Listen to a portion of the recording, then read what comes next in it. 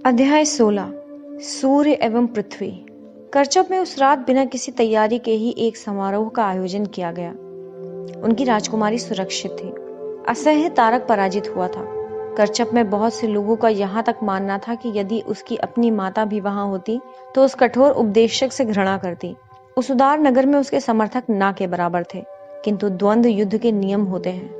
इसलिए जब सती ने तारक को क्षमा कर दिया तो तत्काल ही पराचिकित्सकों ने भागकर उसे उठाया और उसे अस्पताल लेकर गए। शल्य चिकित्सकों ने उसके प्राण बचाने के लिए 6 घंटों की कड़ी मेहनत की। लोगों को निराश करते हुए उन्होंने उसके प्राण बचा लिए थे। क्या आपने सूर्य और पृथ्वी की कविता के बारे में सुना है? सती ने शिव से पूछा। वे राज्यपाल के आलीशान महल में छज्जे पर खड़े थे, जबकि नीचे एक कोलाहलपूर्ण दावत चल रही थी। नहीं, लेकिन अवश्य सुनना पसंद करूंगा। एक सम्मोहक मुस्कान के साथ सती के निकट आते हुए शिव ने कहा, प्रकट रूप से ऐसा माना जाता है कि पृथ्वी कभी कभी सूर्य के समीप आने की संभावना के बारे में सोचती है। सती ने कहा, किंतु वो ऐसा नहीं कर सकती। ये बहुत मौलिक है, क्योंकि सूर्य की चमक इतनी तीव्र है कि यदि वो उसे अपने समीप लाती है तो वो विनाश कर देगी। अब ये क्या कहना चाह रही है? मैं नहीं मानता, शिव ने कहा। मेरा मानना है कि सूर्य तभी जलता है जबकि पृथ्वी इसके समीप रहती है। यदि पृथ्वी नहीं होती तो सूर्य के अस्तित्व में रहने का कोई कारण भी नहीं होता। सूर्य केवल पृथ्वी के लिए अस्तित्व में नहीं है, वो सौर मंडल में प्रत्येक ग्रह के लिए अस्तित्व में है। क्या ये सूर्य का चयन नहीं कि वो किसके लिए अस्तित्व में रहना चयनित करता है? नहीं। सती ने शिव की ओर विषादग्रस्त होकर देखते हुए कहा, जिस क्षण वो सूर्य बन गया उसका जीवन वृत्त बहुत ऊंचा हो गया। वो अपने लिए अस्तित्व में नहीं होता है, वो बृहत्तर अच्छाइयों के लिए, सबके लिए अस्तित्व में होता है। उसकी ज्योति सौरमंडल के जीवन का आधार है, और यदि पृथ्वी को थोड़ा भी अपने उत्तरदायित्व का भान है तो उसे इस संतुलन को नष्ट करने के लिए कुछ भी प्रयास नहीं करना चाहिए। तो फिर वो सूर्य क्या करे? शिव ने पूछा। उसकी पीड़ा और क्रोध उसके मुख से झलक रहा था। वो अपने समस्त जीवन का अपव्यय जलते हुए कर दे, एक दूरी से पृथ्वी को मात्र देखते हुए। पृथ्वी कहीं नहीं जा रही है। सूर्य और पृथ्वी तब भी एक गर्मजोशी भरी मित्रता का आदान प्रदान कर सकते हैं, किंतु उससे अधिक कुछ भी नियमों के विरुद्ध है। यह अन्य लोगों की रुचियों के विरुद्ध है। शिव ने गुस्से से सती से मुख मोड़ लिया। उसने पवित्र झील से सांत्वना पाने के लिए उत्तर दिशा में देखा। उसे अपने अंदर शून्यता का अनुभव हो रहा था। उसने आकाश की ओर ऊपर देखा, देवताओं की ओर जिन पर उसका विश्वास नहीं था। लानत है। उसने अपने शक्तिशाली मुक्के से छज्जे की रक्षा के घेरे पर जोर से प्रहार किया, जिससे कुछ ईंटें जगह से उखड़ गईं और वो वहां से तेजी से निकल गया। नगर की दीवारों के बाहर जंगल में कुछ सैनिक प्रतीक्षा में लेटे हुए थे। उससे थोड़ी दूर पर 2 फरदार व्यक्ति एक पत्थर पर बैठे हुए थे। उस पलटन का अधिपति उन दोनों की बगल में सावधान की मुद्रा में अकड़ा हुआ सा खड़ा था। वो इस बात पर विश्वास नहीं कर पा रहा था कि वो रानी के निकट खड़ा था। इस सौभाग्य से वो अत्यंत प्रसन्न था। उन फरदार व्यक्तियों में से एक ने अपना हाथ उठाकर अधिपति को समीप आने का संकेत किया। उस फरदार व्यक्ति की कलाई पर चमड़े का कड़ा था, जिस पर सर्पाकार ओम बना हुआ था। विश्वद्युम्न, क्या तुम निश्चित हो कि ये वही जगह है जहां हम उनसे मिलने वाले हैं? वो लगभग 1 घंटे विलंब से हैं। हाँ स्वामी, विश्वद्युम्न ने थोड़ा घबरा कर कहा। ये वही जगह है जहां उसने कहा था कि वो आएगा। दूसरा फरदार व्यक्ति मुड़ा और एक प्रभावशाली स्वर बोला। स्वर जनाना था, ऐसा स्वर जिसका बिना किसी प्रश्न के पालन किया जाता था। वो व्यक्ति नागाओं की रानी से प्रतीक्षा करवाता है। दूसरे फरदार व्यक्ति की ओर मुड़कर उसने कहना जारी रखा, मेरा विश्वास है कि तुमने इस पर विस्तार से कार्य किया होगा। मैं आशा करती हूँ कि इस घृणित क्षेत्र में मेरा आना बेकार नहीं जाएगा। दूसरे फरदार व्यक्ति ने अपने मांसल हाथों की मुद्रा से रानी को धैर्य रखने का इशारा करते हुए कहा, मुझे विश्वास है महारानी, ये व्यक्ति सूर्यवंशियों को एक ऐसा झटका देने में महत्वपूर्ण है कि वे उससे फिर कभी नहीं उबर पाएंगे। पता चला है राजकुमारी और एक व्यक्ति के मध्य कल नगर में एक अग्नि परीक्षा युद्ध हुआ था। विश्वद्युम्न ने रानी को प्रभावित करने के लिए अचानक ये बात छेड़ दी, ताकि उन्हें लगे कि उसकी स्थानीय समाचारों पर तीक्ष्ण दृष्टि रहती है। मेरे पास उसकी पक्की जानकारी तो नहीं है। मैं इतना ही आशा कर सकता हूँ कि उसमें हमारा व्यक्ति शामिल ना हो। रानी फुर्ती से दूसरे फरदार व्यक्ति की ओर मुड़ी, फिर विश्वद्युम्न की ओर मुड़ी और बोली, कृपया दूसरे सैनिकों के साथ प्रतीक्षा करें। विश्वद्युम्न ने महसूस कर लिया था कि उसने ऐसा कुछ कह दिया है जो उसे नहीं कहना चाहिए था, और इससे पहले कि उसके स्वामी की गुस्सैल आंखें उसे फटकार लगाए, वो वहां से तेजी से चला गया। इसी कारण से प्रशिक्षण शिविर में सिखाया जाता था कि एक अच्छा सिपाही तब तक मुंह नहीं खोलता जब तक कि उससे कुछ पूछा नहीं जाए। वो यहाँ है? रानी ने अपने गुस्से को छिपाए बिना पूछा। दूसरे फरदार व्यक्ति ने सहमति में सिर हिलाया। मुझे याद है कि मैंने तुमसे इस बारे में भूल जाने को कहा था। रानी ने कड़ाई से कहा, इस तलाश से कुछ भी हासिल होने वाला नहीं है। क्या तुम्हें ऐसा लगता है कि तुम्हारे द्वारा किए गए मंदार पर्वत पर उस मूर्खता भरे आक्रमण से उन्हें संदेह हुआ होगा कि उनके मध्य में हमारा गुप्तचर है? उस व्यक्ति ने क्षमा याचना से उनकी ओर देखा। क्या तुम उनके लिए यहाँ आए थे? नहीं महारानी, उस फरदार व्यक्ति ने गंभीर एवं आदरपूर्ण स्वर में कहा। ये वो जगह है जहाँ उसने हमें मिलने के लिए बुलाया था। रानी ने हाथ आगे बढ़ाकर उस व्यक्ति के कंधे पर थपकी दी। ध्यान केंद्रित करो मेरे बच्चे, रानी ने कोमलता से कहा। यदि हम इसमें सफल हो जाते हैं तो ये हमारी बड़ी विजय होगी। जैसा कि तुमने अभी कहा था कि हम उन्हें इतना बड़ा झटका देंगे कि उनके लिए उससे उबरना बहुत कठिन हो जाएगा। उस व्यक्ति ने सहमति में सिर हिलाया। और फिर भी रानी ने अपने हाथ खींचकर अपने लबादे के आश्रय में रखते हुए कहना जारी रखा, तुम्हारी उसमें तल्लीनता तुम्हारे निर्णयों को असामान्य बना देती है। क्या तुम जानते हो कि उसने एक स्पष्ट संदेश भेजा है कि उसे स्पर्श नहीं किया जा सकता है, अन्यथा सौदा रद्द कर दिया जाएगा? फरदार व्यक्ति ने रानी को आश्चर्य से देखा। आपको कैसे? मैं नागाओं की रानी हूं मेरे बच्चे, उसने बीच में ही टोक दिया। मेरी शतरंज पर एक से अधिक प्यादे हैं। फरदार व्यक्ति मंदार पर्वत पर अपने खराब प्रदर्शन पर रानी को शर्मिंदा होने वाली दृष्टि से देखता रहा। रानी के अगले शब्दों ने उसकी शर्मिंदगी और बढ़ा दी। तुम आश्चर्यजनक रूप से गलतियां कर रहे हो मेरे बच्चे। तुम में सबसे महान नागा बनने की योग्यता है, इसका अपव्यय मत करो। जी हाँ महारानी, रानी थोड़ी निश्चिंत से प्रतीत हुई। मेरा विचार है कि अब हम यहाँ अकेले हैं। रानी ने कहा, तुम मुझे मौसी बुला सकते हो, वैसे भी मैं तुम्हारी माँ की बहन हूँ। निसंदेह आप हैं, उस फरदार व्यक्ति ने कहा। तो उसकी मुस्कान उसकी आंखों तक पहुंच चुकी थी। आप जो भी कहें मौसी। अग्नि परीक्षा की घटना हुए 2 सप्ताह बीत चुके थे। सती पर्याप्त रूप से इतनी भली चंगी हो गई थी कि वो काफिले के साथ अगले गंतव्य के लिए चल सकती थी। शिव पर्वतेश्वर एवं बृहस्पति शिव के साथ उसके कमरे में बैठे हुए थे। तो हम सब सहमत हैं, पर्वतेश्वर ने कहा। 1 सप्ताह के अंदर हमारी यात्रा की सारी व्यवस्थाएं कर लूंगा। उस समय तक सती पूरी तरह से ठीक हो चुकी होगी। हाँ, मेरे विचार से ये योजना उचित है, शिव ने सहमति दी। पर्वतेश्वर, मैं अब और आगे नहीं जाऊंगा, बृहस्पति ने कहा। क्यों? पर्वतेश्वर ने पूछा। ऐसा है कि जो नए रसायन आने वाले थे वे आ गए हैं। मैं सोच रहा था कि इन सामानों के साथ मैं मंदार पर्वत लौट जाऊं और जितना शीघ्र हो सके प्रयोग प्रारंभ कर दूं। यदि हम इस प्रयोग में सफल रहे तो सोमरस बनाने में जल की आवश्यकता में अत्यधिक कमी आ सकती है। शिव ने दुखी मुस्कान के साथ कहा। आपकी बड़ी याद आएगी मित्र, और मुझे आपकी, बृहस्पति ने कहा। किंतु मैं देश छोड़कर नहीं जा रहा हूँ। जब आप यात्रा पूर्ण कर लें तो मंदार पर्वत पर आइए। मैं आपको वहां जंगली वनों में लेकर जाऊंगा, आपको बहुत अच्छा लगेगा। हाँ, शिव ने बनावटी हंसी के साथ कहा। संभवतः आप अपनी कुछ वैज्ञानिक दक्षता का प्रकटन करेंगे और इस नीले गले के लिए कोई विश्वसनीय लगने वाला कारण खोज लेंगे। शिव और बृहस्पति दोनों ही ठहाका मारकर हंस पड़े। पर्वतेश्वर उनके इस परिहास को समझ ना सका, वो केवल उन्हें देखता रहा। बस एक बात है बृहस्पति, पर्वतेश्वर ने कहा। मैं राजशाही यात्रा से अपने सैनिकों की संख्या कम नहीं कर सकता। मैं राज्यपाल से बात करूंगा कि वे आपकी वापसी यात्रा के लिए कुछ सैनिकों का प्रबंध कर दें। धन्यवाद पर्वतेश्वर, किंतु मुझे विश्वास है कि मैं सुरक्षित रहूंगा। एक आतंकी मुझ में क्यों अपनी रुचि दिखाएगा? कल ही एक और आतंकी आक्रमण मोहनजोदारो से लगभग 50 किलोमीटर दूर हुआ है, पर्वतेश्वर ने कहा। पूरा का पूरा मंदिर नष्ट कर दिया गया है और सारे ब्राह्मणों की हत्या कर दी गई है। एक और? ये इस महीने में 3रा आक्रमण है, शिव ने क्रोधित होकर कहा। हाँ, पर्वतेश्वर ने कहा। वे साहसी होते जा रहे हैं और पूर्व की भांति वे वहां से भाग निकले जब तक कि सहायता पहुंचती, जब तक सहायता पहुंच पाती और उनसे सामना हो पाता। शिव ने अपनी मुट्ठियां भींच ली। उसे कोई उपाय नहीं सूझ रहा था कि वो आतंकी आक्रमण से कैसे निपटे। उनके लिए कोई तैयारी करना भी कठिन था, क्योंकि ये भी नहीं पता होता था कि वे आक्रमण कहाँ करने वाले थे। क्या चंद्रवंशियों के साम्राज्य स्वद्वीप पर आक्रमण करना ही ये सब रोकने का एकमात्र उपाय था? शिव के अंतर्मन में उठ रही हलचल को महसूस कर बृहस्पति चुप रह गया।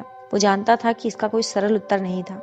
शिव को देखते हुए पर्वतेश्वर ने कहा, मैं अपने लोगों को यात्रा की तैयारी का आदेश अभी दे दूंगा। उसके बाद मैं आपसे रात्रि भोज पर मिलूंगा। मेरे विचार से सती भी हमारे साथ शामिल हो सकती है। मैं नंदी और वीरभद्र के लिए संदेश भिजवा दूंगा, वे भी हमारे साथ शामिल हो सकते हैं। मैं जानता हूँ कि आपको उनका संग पसंद है। पर्वतेश्वर के अलाक्षणिक व्यवहार एवं सोच पर शिव ने आश्चर्य से देखा। धन्यवाद पर्वतेश्वर, यह आपने बड़ा अच्छा किया। लेकिन मुझे पता चला है कि कृतिका, नंदी और वीरभद्र आज रात बांसुरी वादन का आनंद लेने जा रहे हैं। उस पागल वीरभद्र ने तो कुछ गहने भी खरीद लिए हैं ताकि नंदी के साथ वो देसी गवार न दिखे। पर्वतेश्वर मधुरता से मुस्कुराया। लेकिन मेरे लिए आपके साथ भोजन करना प्रसन्नता की बात होगी, शिव ने कहा। धन्यवाद, पर्वतेश्वर ने उठते हुए कहा। कुछ कदम चलने के बाद वो रुका और पीछे मुड़ा। अपनी हिचकिचाहट पर विजय पाकर उसने धीमे से कहा, शिव। हाँ? शिव उठ खड़ा हुआ। मैंने आपसे पहले ये नहीं बताया। पर्वतेश्वर असुविधा से बोल रहा था, किंतु मैं आपको अग्नि परीक्षा में सती की सहायता करने के लिए धन्यवाद ज्ञापित करना चाहता हूँ। आपकी जो स्पष्ट सोच थी उसी के कारण विजय हुई है। नहीं नहीं, शिव ने कहा, ये तो उसकी दक्षता थी। निसंदेह वो थी, पर्वतेश्वर ने कहा, किंतु आपने उसे आत्मविश्वास और रणनीति प्रदान की ताकि वो अपनी दक्षता प्रदर्शित कर सके। यदि इस विश्व में कोई ऐसा व्यक्ति है जिसे मैं कर्तव्यों से अधिक भावनाओं के साथ देखता हूँ तो वो सती है। मैं आपको उसकी सहायता करने के लिए धन्यवाद ज्ञापित करना चाहता हूँ। आपका स्वागत है। शिव मुस्कुराया। वो बातचीत को और अधिक लंबा खींचकर पर्वतेश्वर को और अधिक शर्मिंदा नहीं करना चाहता था। पर्वतेश्वर मुस्कुराया और उसने हाथ जोड़कर नमस्ते किया। यद्यपि वो देशव्यापी नीलकंठ रूपी ज्वर से पीड़ित नहीं था, तथापि वो धीरे धीरे शिव का आदर करने लगा था।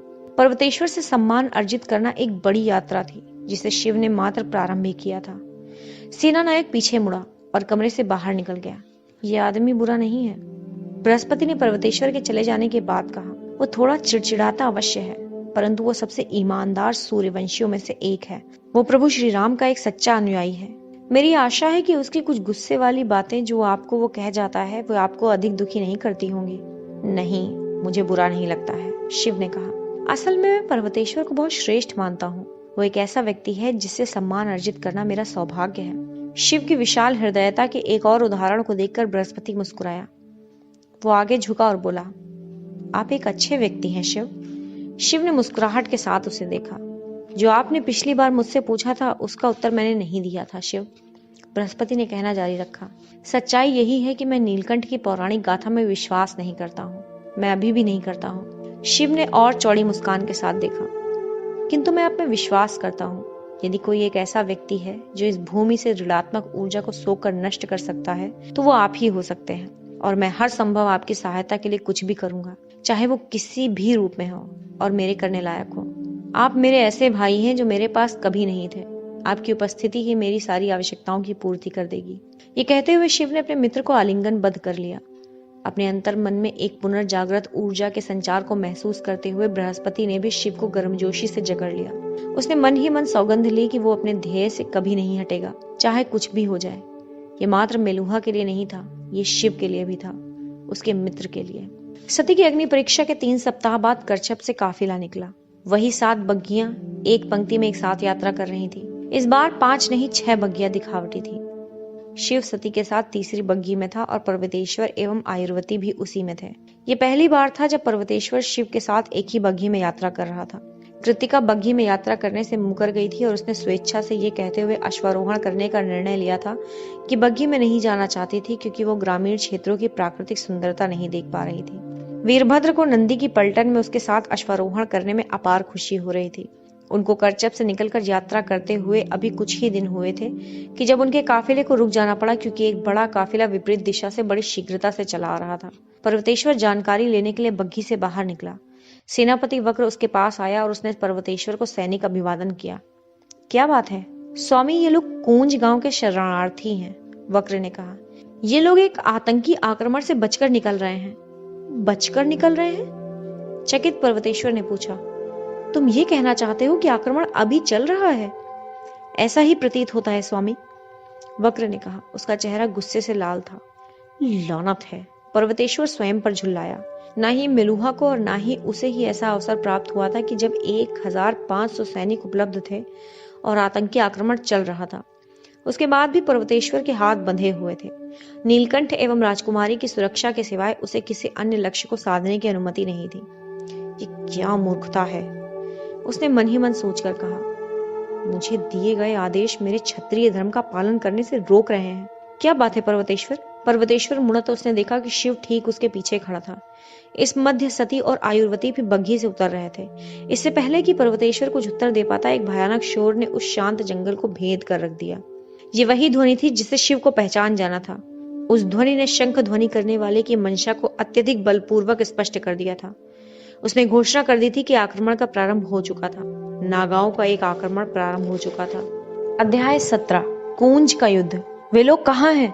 पर्वतेश्वर ने पूछा। वे लोग मेरे गांव में हैं स्वामी, भयभीत गांव के प्रधान ने कहा। ये कुछ ही दूरी पर है। कोई 500 चंद्रवंशी सैनिक नागाओं के नेतृत्व में है। उन्होंने हमें गांव छोड़ने के लिए 30 मिनट का समय दिया था, किंतु मंदिर के ब्राह्मण को रोक लिया गया है। पर्वतेश्वर ने अपने क्रोध को नियंत्रित करते हुए अपनी मुट्ठियां भींच लीं। हमारे पंडित जी बहुत अच्छे व्यक्ति हैं स्वामी, गांव के प्रधान ने कहा। उसकी आंखों में आंसू ढलक गए थे। वक्र ने उसे सांत्वना देने के लिए अपना हाथ उसके कंधे पर रख दिया। गांव प्रधान की मुद्रा उसे बहुत ही दयनीय बना रही थी, क्योंकि वो नहीं जानता था कि गांव के पुजारी के साथ क्या अनहोनी होने वाली थी। हम अपने पंडितों और अन्य ब्राह्मणों के साथ मिलकर लड़ाई लड़ना चाहते थे, सुबकते हुए गांव प्रधान ने कहा। वे ईश्वर के आदमी हैं। अस्त्र शस्त्र कैसे उठाया जाता है उन्हें तो ये भी नहीं पता। वे इस गिरोह से कैसे युद्ध कर सकते हैं। वक्र ने गांव प्रधान को बोलने दिया ताकि उसका क्रोध शांत हो जाए, किंतु पंडित जी ने हमें वहां से चले जाने का आदेश दे दिया। उन्होंने हमसे हमारी स्त्रियों और बच्चों के साथ भाग जाने के लिए कहा। उन्होंने कहा कि वे उस भाग्य का सामना करेंगे जो भाग्य भगवान ब्रह्मा ने उनके लिए लिखा था, किंतु यदि किसी की रक्षा हो सकती है तो उनकी रक्षा होनी चाहिए। पर्वतेश्वर का नाखून उसकी त्वचा में अंदर तक घुस गया। चंद्रवंशियों के इस प्रकार निहत्थों पर आक्रमण करने और क्षत्रियों से आमना सामना न करने की बात सुनकर उसका चेहरा बदरंग हो उठा था। वो अपने भाग्य पर कुपित हो रहा था कि वो एक ऐसी परिस्थिति में था कि कोई कार्यवाही नहीं कर सकता था। उसके मन का एक हिस्सा कहता था कि वो आदेशों को भूल जाए, किंतु वो इस बात से बंधा हुआ था कि नियम की अवहेलना न करे। ऐसे पागलपन को रोकना होगा। पर्वतेश्वर ने सिर घुमा कर देखा कि यह ध्वनि किधर से आई थी, जो उसकी सोच के मध्य में गुंजायमान हो गई थी। शिव के मुख के भाव ने उसे सकते मिला दिया था। नीलकंठ के मुख पर अत्यधिक क्रोध की ऐसी ज्वाला धधक रही थी कि एक बारगी देवगढ़ भी सकते में आकर कांप जाए। हम लोग अच्छे लोग हैं, शिव ने क्रोध में कहा। हम भयभीत मुर्गियों की तरह नहीं हैं जो मुड़कर भाग जाएं। उन आतंकियों को अपने प्राण बचाने के लिए भागना होगा। उन्हें सूर्यवंशियों के प्रचंड क्रोध को महसूस करवाना होगा। गांव प्रधान के पीछे खड़ा एक ग्रामवासी बोला, किंतु वे त्रासदकारी हैं, हम उन्हें पराजित नहीं कर सकते। पंडित जी को यह पता था, इसी कारण से उन्होंने हमें वहां से निकल जाने का आदेश दिया था, लेकिन हमारे पास 1.5 सहस्त्र सैनिक हैं। शिव ने इस कायरतापूर्ण प्रदर्शन पर झुंझलाहट के साथ कहा, और साथ में आप लोग 500 और हैं। हम उनसे 1 से 4 की संख्या में अधिक है। हम उन्हें मिट्टी में मिला सकते हैं। हम उन्हें ऐसा सबक सिखाएंगे कि वे हमेशा याद रखेंगे। गांव प्रधान ने तर्क दिया, किंतु उनके पास नागा लोग हैं। वे अमानवीय रक्त पिपासु हत्यारे हैं। ऐसी बुराइयों के विरुद्ध हमारी क्या हस्ती हो सकती है। शिव की सहज बुद्धि ने उसे अनुभव कराया कि अंधविश्वास का सामना आस्था से ही किया जा सकता है। वो बग्घी की सीढ़ी पर चढ़ गया ताकि थोड़ी ऊंचाई प्राप्त कर सके। गांव वाले उसे घूर कर देख रहे थे। उसने अपना गुलूबंद उतार दिया और एक और फेंक दिया। अब उसकी आवश्यकता नहीं रह गई थी। मैं नीलकंठ हूं। सभी सैनिकों ने बुराइयों के विनाशक को मंत्रमुग्ध होकर देखा। वे लोग इस बात पर अत्यधिक प्रसन्न थे कि उन्होंने अपने प्रारब्ध को सच्चाई से ग्रहण कर लिया था। गांव वालों को नीलकंठ के आगमन का संज्ञान नहीं था। वे अपनी आंखों के सामने पौराणिक कथा को सच होते देख स्तब्ध रह गए थे।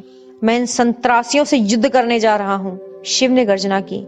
मैं उन्हें दिखाने जा रहा हूं कि हम अब उनसे भयभीत नहीं हैं। जो पीड़ा हमें हो रही है उसी पीड़ा को मैं उन्हें महसूस करवाने जा रहा हूं। मैं उन्हें ये बताने जा रहा हूं कि वे जो चाहे कर सकते हैं कर लें, लेकिन मेलुहा को रौंदा नहीं जा सकता है। वे लोग जो शिव के सामने खड़े थे, उनकी रीढ़ की हड्डियों को सीधी कर देने वाली और उनकी आत्माओं को प्रेरित कर देने वाली विशुद्ध ऊर्जा उनमें संचारित हो गई थी। कौन लोग मेरे साथ आ रहे हैं? मैं आ रहा हूं। पर्वतेश्वर धधक उठा। उसे महसूस हो रहा था कि शिव की उद्घोषणा से उस पर लगे प्रतिबंध से मुक्ति मिल गई थी। मैं भी, सती ने कहा, और उसके साथ नंदी, वीरभद्र और वक्र ने स्वर मिलाया। मैं भी। वहां खड़े प्रत्येक व्यक्ति का स्वर गूंजा।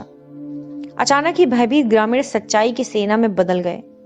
सैनिकों ने अपनी तलवार निकाल ली। ग्रामीणों ने अपने अपने हथियार पकड़ लिए थे, जो भी उन्हें मिल सका। कूंज की ओर कूच करो, शिव ने एक अश्व पर चढ़कर चिल्लाकर कहा और अपने घोड़े को एड़ लगाकर सबसे आगे सरपट भगा दिया।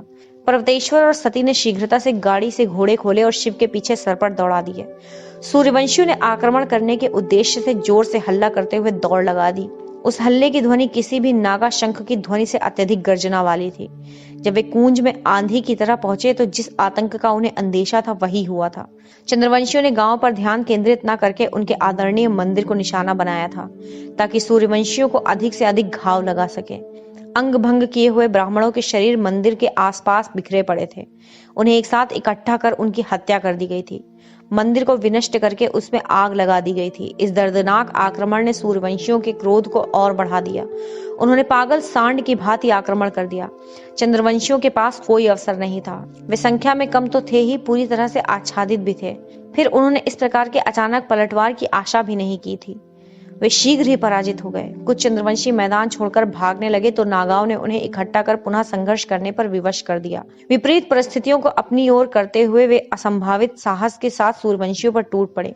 पर्वतेश्वर ऐसे लड़ रहा था जैसे कि उसमें दैवीय शक्ति हो। शिव ने सेनानायक को कभी युद्ध करते नहीं देखा था। वो उसकी दक्षता एवं वीरता को देखकर दंग रह गया था। शिव के समान पर्वतेश्वर भी इस बात को समझता था कि नागाओं को हराना ही उनकी विजय की महत्ता थी। जब तक वे जीवित थे, सूर्यवंशी भयभीत महसूस करते रहेंगे और चंद्रवंशी इससे प्रेरित होते रहेंगे। उसने एक नागा पर सन की आक्रामकता से धावा बोल दिया। नागा ने दक्षता से पर्वतेश्वर के वार को अपनी ढाल से बचा लिया। अपनी तलवार को नीचे ले जाकर उसने पर्वतेश्वर के खुले कंधे पर वार करने का प्रयास किया।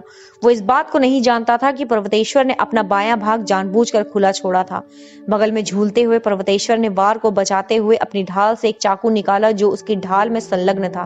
उसने नागा के दाहिने खुले कंधे पर निशाना लगाकर फेंका। उसकी चीख ने पर्वतेश्वर को बता दिया था कि चाकू काफी गहरा धंसा हुआ था। वो नागा क्रोध में गुर्राया, किंतु पर्वतेश्वर की चकित कर देने वाली प्रशंसा के लिए उसने अपनी तलवार वाले हाथ को लहराया जिसमें चाकू घोंपा हुआ था और संघर्ष करने लगा। पर्वतेश्वर ने अपनी ढाल नीचे करके उस नागा के अपेक्षाकृत कमजोर वार को रोक दिया। उसने अपनी तलवार को घोंपने की स्थिति में किया, किंतु उस नागा ने बहुत तेजी से उसे लक्ष्यच्युत कर दिया। दिशा परिवर्तन करके पर्वतेश्वर ने अपनी ढाल से तेजी से उसके कंधे पर लगे चाकू पर मारा। वो चाकू उस नागा के कंधे की हड्डी को तोड़ता हुआ अंदर घुस गया। वो नागा पीड़ा में गुर्राया और लड़खड़ाया। यही आमंत्रण पर्वतेश्वर को चाहिए था। उसने अपनी तलवार को ऊपर से भोंकने की स्थिति में लाकर उसने नागा के हृदय में भोंक दिया। पर्वतेश्वर के इस प्राणघातक वार से वो नागा जड़ हो गया। पर्वतेश्वर ने तलवार को और गहरा घुसाकर उसके प्राण हर लिए। वो नागा बिना किसी हरकत के पीछे धड़ाम से गिर गया। पर्वतेश्वर भी नागाओं के चेहरे को देखने का एक मेलुहावासी की तरह ही इच्छुक था। उसने नीचे झुककर नागा के नकाब को हटाया तो सामने एक भयभीत कर देने वाला चेहरा था। उस नागा की नाक मात्र हड्डी की बनी हुई थी और वह बढ़कर पक्षी की चोंच की तरह की थी। उसके कान बहुत विशाल थे जबकि उसका मुख अत्यधिक छोटा था। वो मानव रूपी गिद्ध जैसा प्रतीत हो रहा था। पर्वतेश्वर ने शीघ्रता से वो कहा जो प्रत्येक सूर्यवंशी अपने योग्य प्रतिद्वंदी को पराजित करने पर बोलता है। हे वीर योद्धा, उस जगत की तुम्हारी यात्रा सकुशल हो। एक कम हुआ था और 4 का काम तमाम करना था। पर्वतेश्वर ने उठते हुए सोचा कि तभी उसने गलती सुधारी। नहीं, 2 कम और 3 अभी बाकी हैं। उसने देखा कि शिव ने उससे कुछ ही दूरी पर एक विशालकाय नागा को नष्ट कर दिया था। शिव एवं पर्वतेश्वर दोनों ने एक दूसरे को देखा और सिर हिलाकर सहमत हुए। शिव ने पर्वतेश्वर को उसके पीछे की ओर इशारा किया। पर्वतेश्वर ने पीछे मुड़कर देखा तो एक अतिक्रूर नागा अकेले ही 5 सूर्यवंशियों से युद्ध कर रहा था। वो शिव की ओर मुड़ा और उसने सिर हिलाकर संकेत दिया। उसके बाद पर्वतेश्वर उस चयन किए हुए नागा की ओर बढ़ गया और उसी समय शिव भी दूसरे नागा की ओर बढ़ गया था। शिव उस संघर्ष के मैदान में फुर्ती से उस नागा की ओर बढ़ा जिसने उस समय एक सूर्यवंशी सैनिक को मारकर गिरा दिया था। वो अपनी ढाल को सामने रखते हुए उसके निकट पहुंचा ताकि नागा के तलवार के वार से बचा जा सके। इस बात को ध्यान में रखते हुए उसने एक ऊंची छलांग लगाई। उस नागा ने अपनी ढाल को ऊपर उठा लिया ताकि वो शिव के वार से बच सके। उसने सोचा था कि पारंपरिक शैली में उतनी ऊंचाई से उस पर तलवार नीचे लाते हुए शिव उस पर वार करेगा, लेकिन शिव ने उसे पूरी तरह से चकित करते हुए उसकी ढाल को पूरे बल से तलवार से धक्का मारकर एक ओर हटाते हुए उस तलवार को एक ओर से क्षैतिज लहर के साथ चलाया और उस नागा के हाथ पर गहरा घाव लगा दिया। वो नागा पीड़ा में गुर्राया और पीछे हट गया। उसने अपनी ढाल को सीधा किया और पुनः उसे ऊंचा उठाया। उसने महसूस कर लिया था कि शिव उसे पहले के सूर्यवंशी की तुलना में बहुत ही दुर्जय प्रतिद्वंदी होने वाला था। चूंकि शिव उस निडर नागा से बड़ी कठोरता से तल्लीन होकर युद्ध कर रहा था, अतः उसने कुछ दूरी पर खड़े एक दूसरे नागा को नहीं देखा था। वो नागा इस बात को देख रहा था कि उसके आक्रमण को धीरे धीरे दबाया जा रहा था। बस मात्र कुछ समय की बात थी कि नागाओं और चंद्रवंशियों को मैदान छोड़कर भागना पड़ सकता था। उस नागा को नागाओं के इस पहले असफल आक्रमण के अपयश का सामना करना पड़ सकता था और वो देख रहा था कि वो शिव से, जिसने प्रति आक्रमण का नेतृत्व किया था, भविष्य के ऐसे लक्ष्यों की सफलता के लिए ऐसे आदमी को नष्ट करना आवश्यक था। उस नागा ने अपने धनुष को सामने निकाल लिया। इस मध्य शिव ने किसी भी संकट से अनजान उस दूसरे नागा के पेट में अपनी तलवार घुसेड़ दी थी। वो नागा शिव को अपनी ढाल से दबाता हुआ और पीछे हटता हुआ कठोरता से युद्ध कर रहा था। उसने तलवार को नीचे लाते हुए लहराकर शिव को चोट लगाने का प्रयास किया, किंतु उसका प्रयास विफल रहा क्योंकि शिव की ढाल पहले से ही तैयार थी। वो अपनी तलवार को लगातार और गहरा दबाते हुए नागा के वारों से आड़ करता जा रहा था। कुछ समय के बाद उस नागा की आत्मा ने आत्मसमर्पण कर दिया। वो पीछे खिसक गया और उसके शरीर से रक्त का बहाव तेज हो गया। वो गिर गया। शिव ने उस गिरे हुए नागा को विस्मय से देखा। ये लोग दुष्ट अवश्य हैं, किंतु निडर सैनिक हैं। शिव ने बाईं ओर मुड़कर देखा तो पर्वतेश्वर ने भी उस नागा को मारकर गिरा दिया था जिससे वो भिड़ा था। वो घूमकर अंतिम नागा को ढूंढने का प्रयास कर रहा था। तभी उसे उस व्यक्ति की शोर मचाने वाली आवाज सुनाई दी जिसे वो समस्त कारणों से परे प्रेम करता था। शिव! वो दाहिनी ओर मुड़ा तो उसने देखा कि सती तेजी से उसकी ओर भागती चली आ रही थी। उसने उसके पीछे देखा कि कहीं कोई उसका पीछा तो नहीं कर रहा था।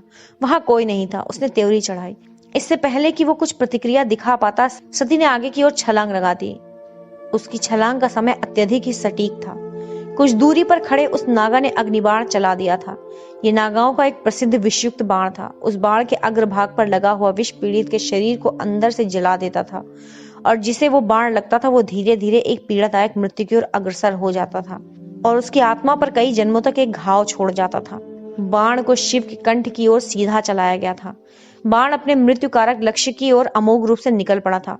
हालांकि उस नागा ने इस संभावना का आंकलन नहीं किया था कि उसके मार्ग में अवरोध भी आ सकता था। सती ने अपने शरीर को हवा के मध्य में ही मोड़ लिया था जैसे ही उसने शिव के सामने छलांग लगाई। वो बाण सती के सीने में क्रूर बल के साथ प्रवेश कर गया जिससे उसका शरीर हवा में पीछे की ओर उछल गया। वो झूलती हुई और अचल होकर शिव के बाईं ओर गिर पड़ी। शिव ने स्तब्ध होकर सती के औंधे पड़े हुए शरीर को देखा। उसका हृदय विदीर्ण हो गया। बुराइयों के विनाशक ने प्रचंड क्रोध में गर्जना की। उसने उस नागा की ओर धावा बोलने के लिए उस पागल हाथी की तरह दौड़ लगाई जो बस पागल होने की कगार पर था। उसकी तलवार उठी हुई थी। वो नागा नीलकंठ के उस रौद्र स्वरूप से कुछ क्षण के लिए तो बिल्कुल ही हिल गया, किंतु उसने शीघ्र ही अपने आप को संयत कर लिया। उसने अपने तरकश से फुर्ती से एक और बाण निकाला और उसे धनुष पर लगाकर चला दिया। शिव ने अपनी तलवार चलाकर उसे एक ओर कर दिया। नागा उस समय भयभीत हो गया जब उसने देखा कि शिव की गति में कोई अंतर नहीं पड़ा था और वो उसी तीव्र गति से उसकी ओर भागता चला आ रहा था। शिव ने तलवार भांजते हुए उस बाण को भी एक ओर कर दिया और अपनी गति को और बढ़ा दिया। वो नागा अभी तीसरे बाण तक पहुंचना ही चाहता था कि उसे देरी हो चुकी थी। उस समय तक शिव उस नागा के समीप आ चुका था। उसने एक भयंकर गर्जना के साथ हवा में छलांग लगाई और बड़ी तीव्रता से तलवार लहराई। उसकी तलवार के चलने के साथ ही एक ही वार में उस नागा का सिर धड़ से अलग हो गया। उसका अचेत शरीर धड़ाम से गिरा और उसका सिर अत्यधिक तीव्र गति से हवा में उड़कर दूर जा गिरा, जबकि अब भी उसका हृदय उसके शरीर को रक्त प्रदान ही कर रहा था, जिस कारण वो रक्त उसके कटे धड़ से पिचकारी के समान बाहर निकल पड़ा था। नीलकंठ के प्रति हिंसा की प्यास बुझी नहीं थी। चीखते हुए शिव झुका और उस नागा के मृत शरीर को काटता चला गया, जबकि उसके छोटे छोटे टुकड़े नहीं हो गए।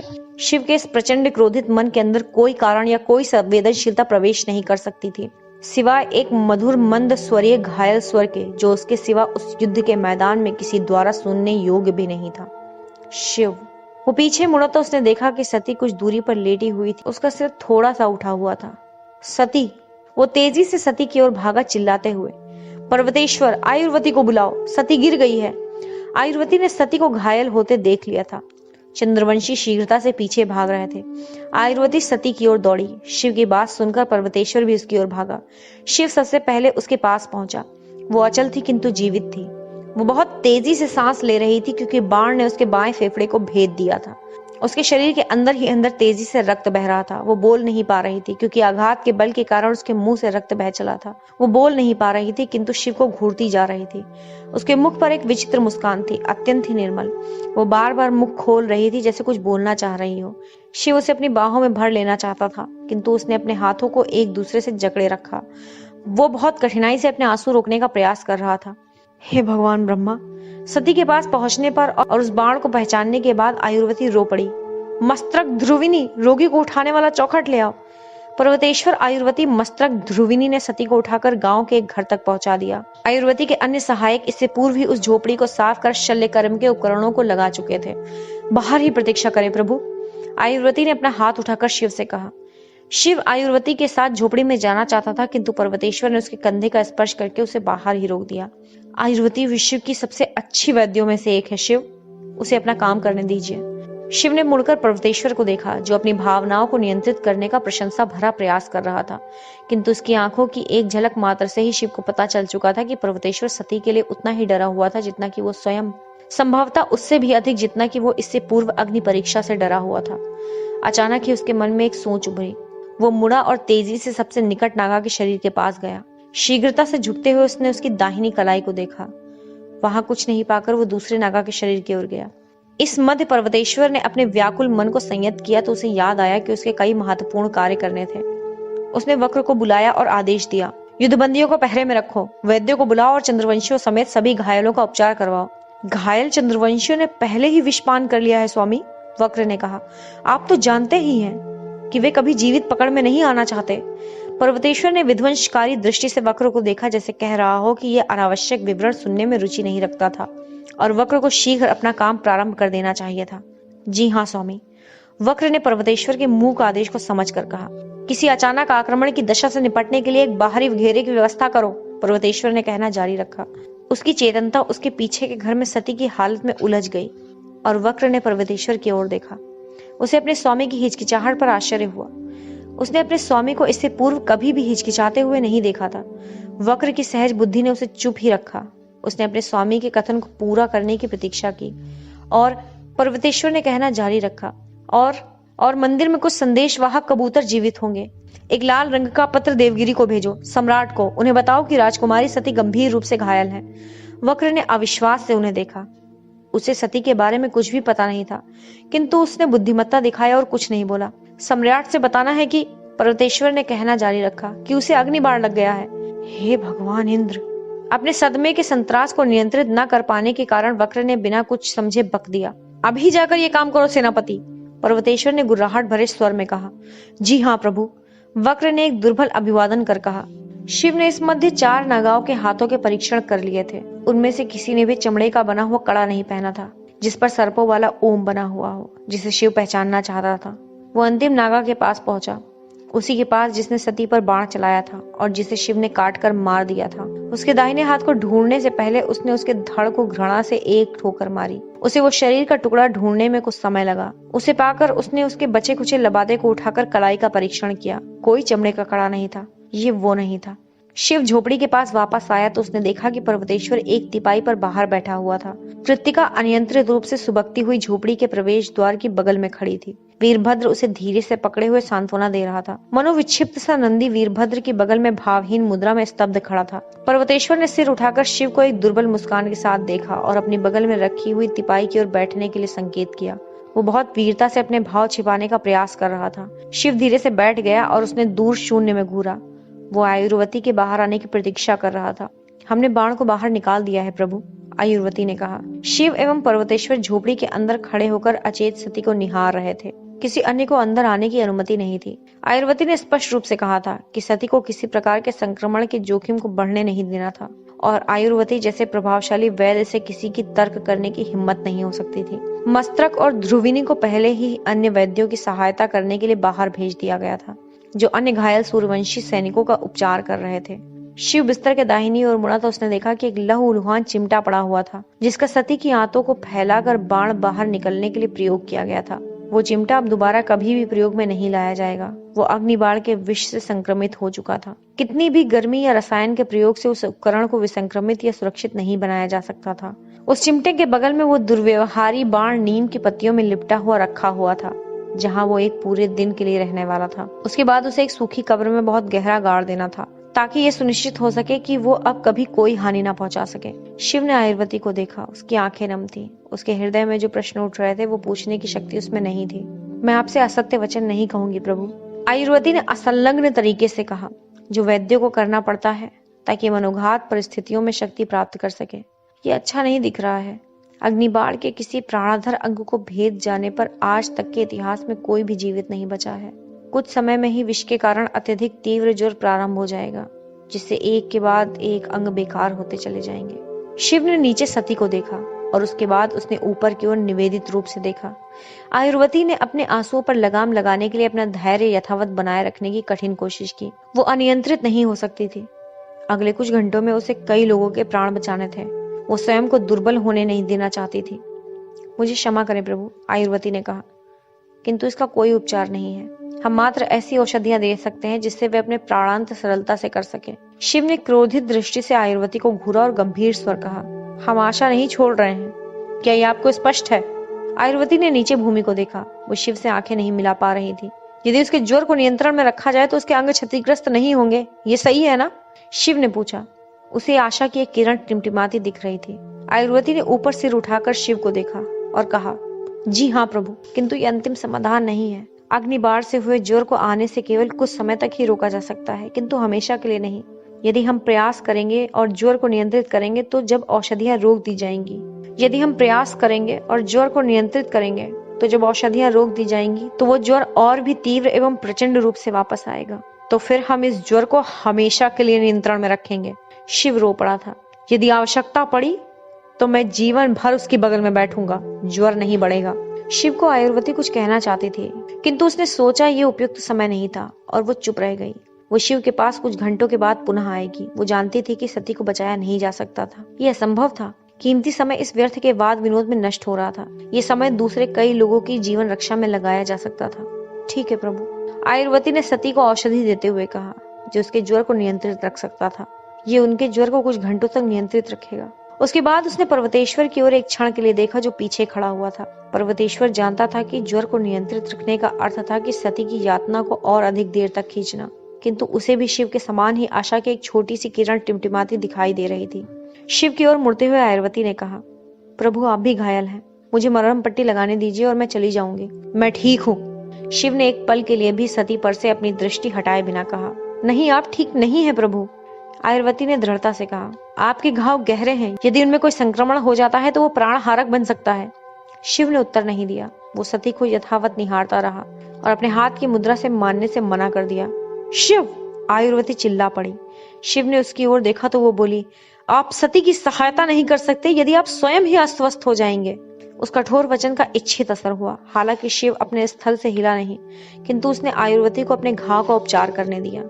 उसके बाद आयुर्वती ने पर्वतेश्वर के घावों पर मरहम पट्टी की और झोपड़ी से बाहर निकल गई। शिव ने झोपड़ी में प्रहर कंदील को देखा। जब से आयुर्वती ने बाण बाहर निकाला था तब से 3 घंटे का समय बीत चुका था।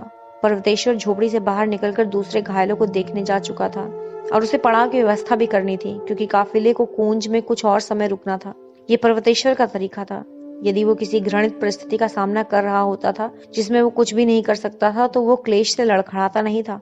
वो स्वयं को काम में लगाता था ताकि उसे संकट के बारे में सोचना न पड़े। शिव अलग था।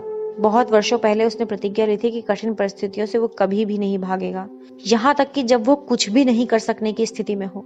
तब भी वो सती की बगल से एक क्षण के लिए भी नहीं हटा था। वो धैर्य के साथ उसके बिस्तर के बगल में बैठा हुआ था। उसके ठीक हो जाने की प्रतीक्षा कर रहा था। वो आशा कर रहा था कि वो ठीक हो जाएगी। उसके ठीक हो जाने के लिए वो प्रार्थना कर रहा था। शिव!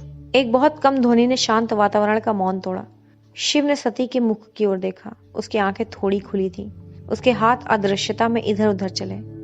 उसने अपनी कुर्सी उसके निकट खिसका ली, किंतु सावधानी से, ताकि स्पर्श न हो।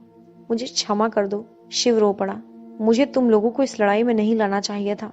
नहीं नहीं, सती बड़बड़ाई। आपने सही काम किया था। किसी न किसी को यह निर्णय लेना ही था।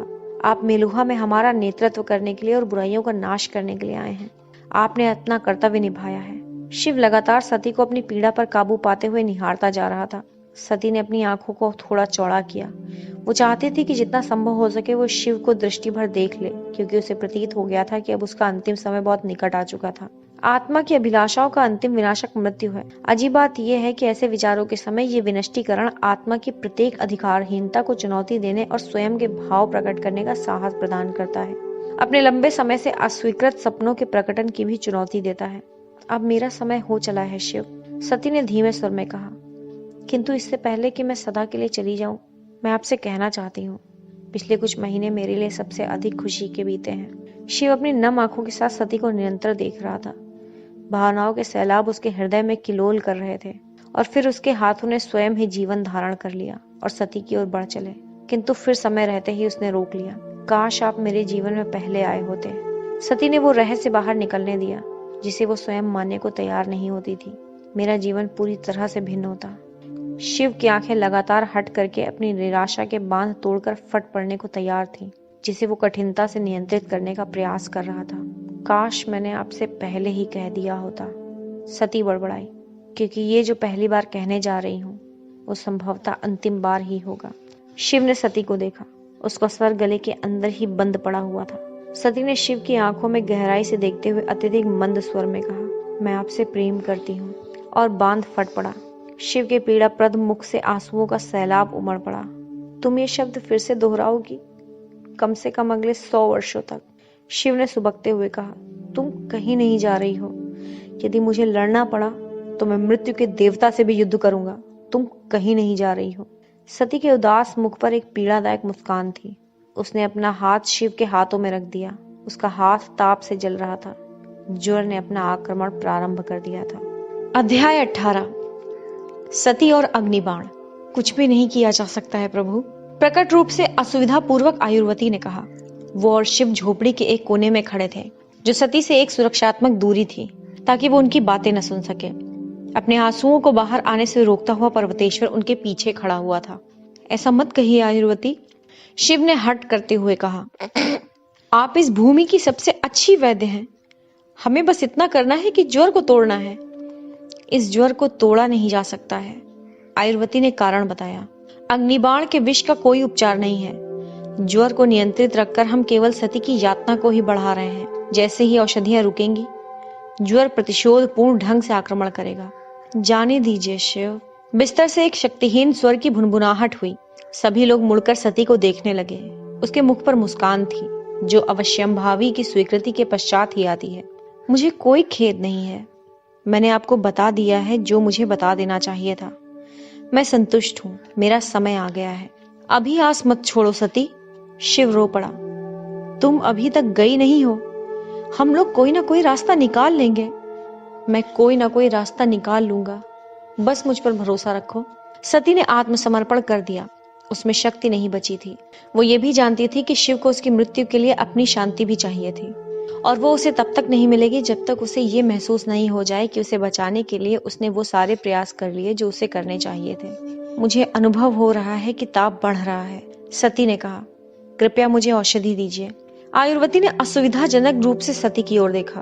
उसका अनुभव और उसका समस्त स्वास्थ्य परीक्षण उसे बता रहा था कि वो ऐसा न करे। वो जानती थी कि औषधि देकर वो सती की यातना को केवल बढ़ा ही रही थी। सती ने आयुर्वती को गहरी दृष्टि से घूरा। अब वो आत्मसमर्पण नहीं कर सकती थी। तब तो कभी भी नहीं जब शिव ने उससे कहा था कि अभी रुक जाओ। मुझे औषधि दीजिए आयुर्वती जी, सती ने दोबारा कहा। मुझे पता है मैं क्या कर रही हूँ। आयुर्वती ने सती को औषधि दे दी। उसने सती की आंखों को ध्यान से देखा। वो उसकी आंखों में भय या विषाद के कुछ लक्षण देखने की आशा में थी। वहां वैसा कुछ भी नहीं था। आयुर्वती धीमे से मुस्कुराई और शिव और पर्वतेश्वर के पास वापस लौट आई। शिव का चंचल मन विचारों से उबर नहीं पाया था, और अचानक ही उसके मन में एक विचार कौंधा। उसका मन एक बारगी आशा की किरणों से ओतप्रोत हो गया। मैं जानता हूँ, शिव ने विस्मयोक्ति की। हम उसे सोमरस क्यों नहीं देते? उसका क्या प्रभाव होगा प्रभु? चकित आयुर्वती ने पूछा। सोमरस मात्र जारणकर्ता पर क्रिया करता है और लोगों की आयु की वृद्धि करता है। वो घावों पर क्रिया नहीं करता है। देखिए आयुर्वती, मुझे नहीं लगता कि सोमरस के बारे में कोई भी कुछ समझता है। मुझे पता है, ये आपको भी पता है। आप जो नहीं जानती हैं वो ये है कि सोमरस ने मेरे शीतदंश वाले अंगूठे को पूरी तरह से उपचारित कर दिया था, जिसके साथ मैं जीवन भर रहता आया था। उसने मेरे जड़ से उखड़े कंधे को भी अच्छा कर दिया था। क्या? प्रकट रूप से चकित पर्वतेश्वर ने कहा। ये संभव नहीं है। सोमरस शारीरिक अयोग्यता को उपचार नहीं करता है। मेरे साथ इसने ऐसा किया है, किंतु ये इसलिए भी हो सकता है कि आप विशेष हैं प्रभु, आयुर्वती ने कहा। आप नीलकंठ हैं। मैं आसमान से नहीं टपका हूँ आयुर्वती। मेरा शरीर उतना ही मानवीय है जितना सती का, उतना ही जितना आपका। हमें प्रयास करना चाहिए। पर्वतेश्वर को इससे अधिक प्रमाण की आवश्यकता नहीं थी। वो तेजी से बाहर निकला तो देखा वक्र तिपाई पर बैठा हुआ था। वक्र तत्काल खड़ा हो गया और अपने सेनानायक का अभिवादन किया। वक्र, पर्वतेश्वर ने कहा, मंदिर में अभी सोमरस का चूर्ण हो सकता है। ये यहाँ का मुख्य वितरण केंद्र है। मुझे वो चूर्ण चाहिए, अभी इसी समय। आपके पास वो 10 मिनट में होगा प्रभु, वक्र ने कहा और अपने पहरेदारों के साथ मंदिर की दिशा में दौड़ पड़ा। अब हमें प्रतीक्षा करने के अलावा कुछ नहीं करना है प्रभु, सती के सो जाने के बाद आयुर्वती ने कहा। सोमरस उसे दे दिया गया था, सामान्य से अधिक शक्तिशाली औषध मात्रा में। आयुर्वती ने पर्वतेश्वर से कहा, पर्वतेश्वर आप थक गए हैं, अपने घावों को ठीक होने दीजिए। कृपया जाकर सो जाइए। मुझे नींद की आवश्यकता नहीं है, पर्वतेश्वर ने हठपूर्वक कहा। मैं अपने पहरेदारों के साथ घेरे की सुरक्षा के लिए जाता हूँ। आप चंद्रवंशियों का विश्वास नहीं कर सकते। वे रात्रि में प्रति आक्रमण भी कर सकते हैं। निराश आयुर्वती ने पर्वतेश्वर को देखा। उसका मानना सही था कि क्षत्रियों का दुस्साहस उन्हें असंभव रोगी बनाता था। क्या आप सोएंगे प्रभु? आयुर्वती ने शिव की ओर मुड़ते हुए कहा, इस आशा में कि संभवतः वे उसकी बात सुनेंगे। आप अब कुछ भी नहीं कर सकते, हमें केवल प्रतीक्षा करनी है और आपको आराम की आवश्यकता है। शिव ने मात्र सिर हिलाया। जंगली अश्व भी उसे सती से विलग नहीं कर सकते थे। हम एक बिस्तर की व्यवस्था यहीं इस झोपड़ी में कर सकते हैं, आयुर्वती ने कहना जारी रखा। यदि आप चाहें तो यहीं सो सकते हैं ताकि आप सती पर दृष्टि रख सकें। धन्यवाद, लेकिन मैं सोने नहीं जा रहा हूँ। कुछ क्षण के लिए आयुर्वती को देखने के बाद सती की ओर मुड़कर शिव ने कहा, मैं यहीं हूँ, आप जाकर सो जाइए। यदि इसकी स्थिति में कोई परिवर्तन आता है तो मैं आपको बुला लूंगा। आयुर्वती ने ध्यान से शिव को देखा और उसके बाद धीमे स्वर में कहा, जैसी आपकी इच्छा प्रभु। थकी हुई आयुर्वती अपनी झोपड़ी की ओर चली गई। उसे आराम की आवश्यकता थी क्योंकि अगला दिन बहुत व्यस्त रहने वाला था। उसे सभी घायलों के घावों का परीक्षण करना था ताकि ये सुनिश्चित हो सके कि उनके घाव सही तरीके से भर रहे हैं। पहले 24 घंटे संकट भरे थे।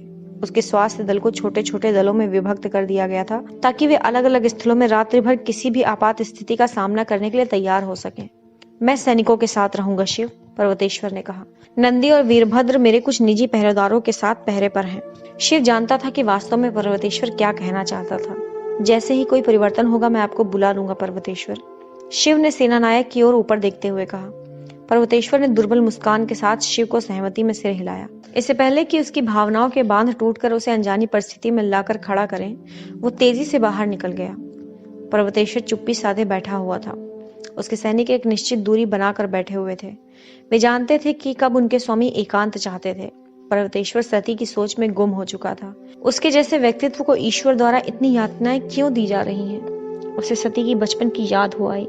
उसे वो दिन याद आया जब उसने निर्णय लिया था कि ये वो बच्ची थी जिसे अपनी ईश्वर पुत्री के रूप में मानने में उसे गर्व होगा। वो दुर्भाग्यशाली दिन जब पहली बार और मात्र एक बार उसे अपनी प्रतिज्ञा पर खेद हुआ कि वो अपनी संतति नहीं होने देगा। कौन ऐसा मूर्ख पिता होगा जो सती जैसी संतान की इच्छा नहीं करेगा? 100 वर्षों से अधिक समय पहले की बात है। वो एक सुस्त मध्याह्न का समय था। सती गुरुकुल से अभी भी आई ही थी। एक बहुत ही छोटी 16 वर्ष की आयु की थी।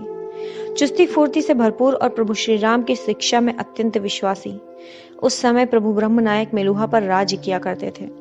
उनके पुत्र राजकुमार दक्ष एक पारिवारिक व्यक्ति होने पर संतुष्ट थे जो अपनी पत्नी और पुत्री के साथ अधिकतर समय व्यतीत किया करते थे।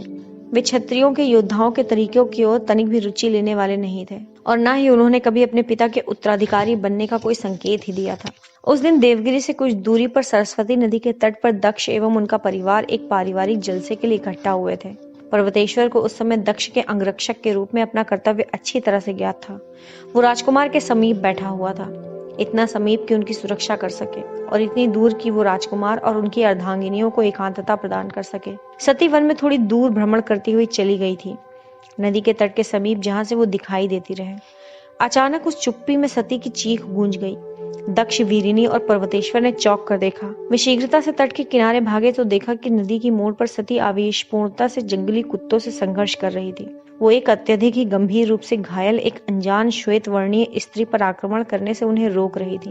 उस दूरी से भी देखा जा सकता था कि वो जाति चिन्ह विहीन स्त्री एक नई अप्रवासी महिला थी, जिसे संभवतः ये पता नहीं था कि जंगली जानवरों से अपनी सुरक्षा के लिए बिना तलवार लिए नदी के तट की ओर नहीं जाना चाहिए। अवश्य उन जंगली कुत्तों ने उस स्त्री पर आक्रमण कर दिया होगा। वो कुत्तों का दल बहुत बड़ा था जो एक गर्जना करने वाले सिंह को भी पराजित कर सकते थे। दक्ष आपात संकेत देखकर चीखा। तलवार निकालकर वो अपनी पुत्री को बचाने के लिए नदी की ओर दौड़ पड़े। पर्वतेश्वर दक्ष के पीछे दौड़ पड़ा। उसकी तलवार युद्ध शैली में आगे की ओर तनी हुई थी। कुछ ही क्षणों में वे उस लड़ाई में शामिल हो गए थे। पर्वतेश्वर ने आक्रामकता से उन पर आक्रमण कर दिया और आसानी से कईयों को काट कर रख दिया था। इस अचानक आई सहायता के कारण सती पुनः एक जोश के साथ 4 कुत्तों से लड़ने लग गई जो एक साथ उस पर आक्रमण कर बैठे थे। सैन्य दक्षता न होने पर भी दक्ष ने आक्रामकता से संघर्ष किया, क्योंकि संतान की रक्षा के लिए पिता में अपने आप एक शक्ति आ जाती है।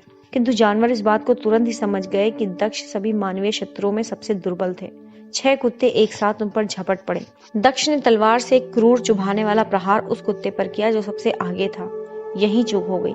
हालांकि दक्ष ने कुत्ते को मारकर गिरा दिया, किंतु उसकी तलवार उस मृत जानवर के शरीर में गहरे धंसकर अटक गई। यही छोटा सा अवसर वे दूसरे कुत्ते चाहते थे।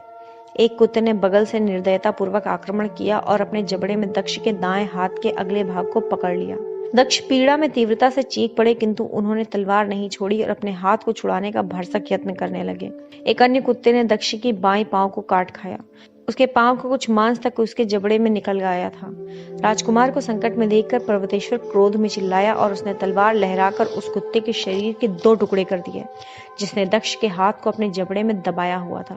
उसी के साथ उसने लगभग उसी चलन को पूरा करते हुए तलवार लहराई और एक और कुत्ते को वहीं ढेर कर दिया जो सामने से दक्ष की ओर झपटा था। तब तक सती भी दक्ष की बाईं ओर उनकी सुरक्षा के लिए पहुंच चुकी थी। अपनी संख्या तेजी से घटते देख वे कुत्ते चिल्लाते हुए पीछे हटकर भाग खड़े हुए। दक्ष, वीरिनी ने कहा, जैसे ही वो अपने गिरते हुए पति को सहारा देने दौड़ी थी।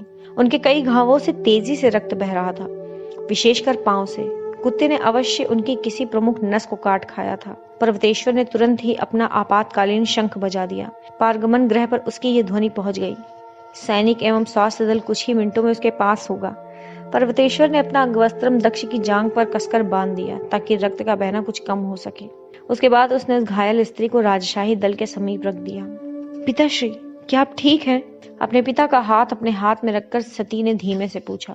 मुझे छोड़ो सती, दक्ष ने चिल्लाकर कहा।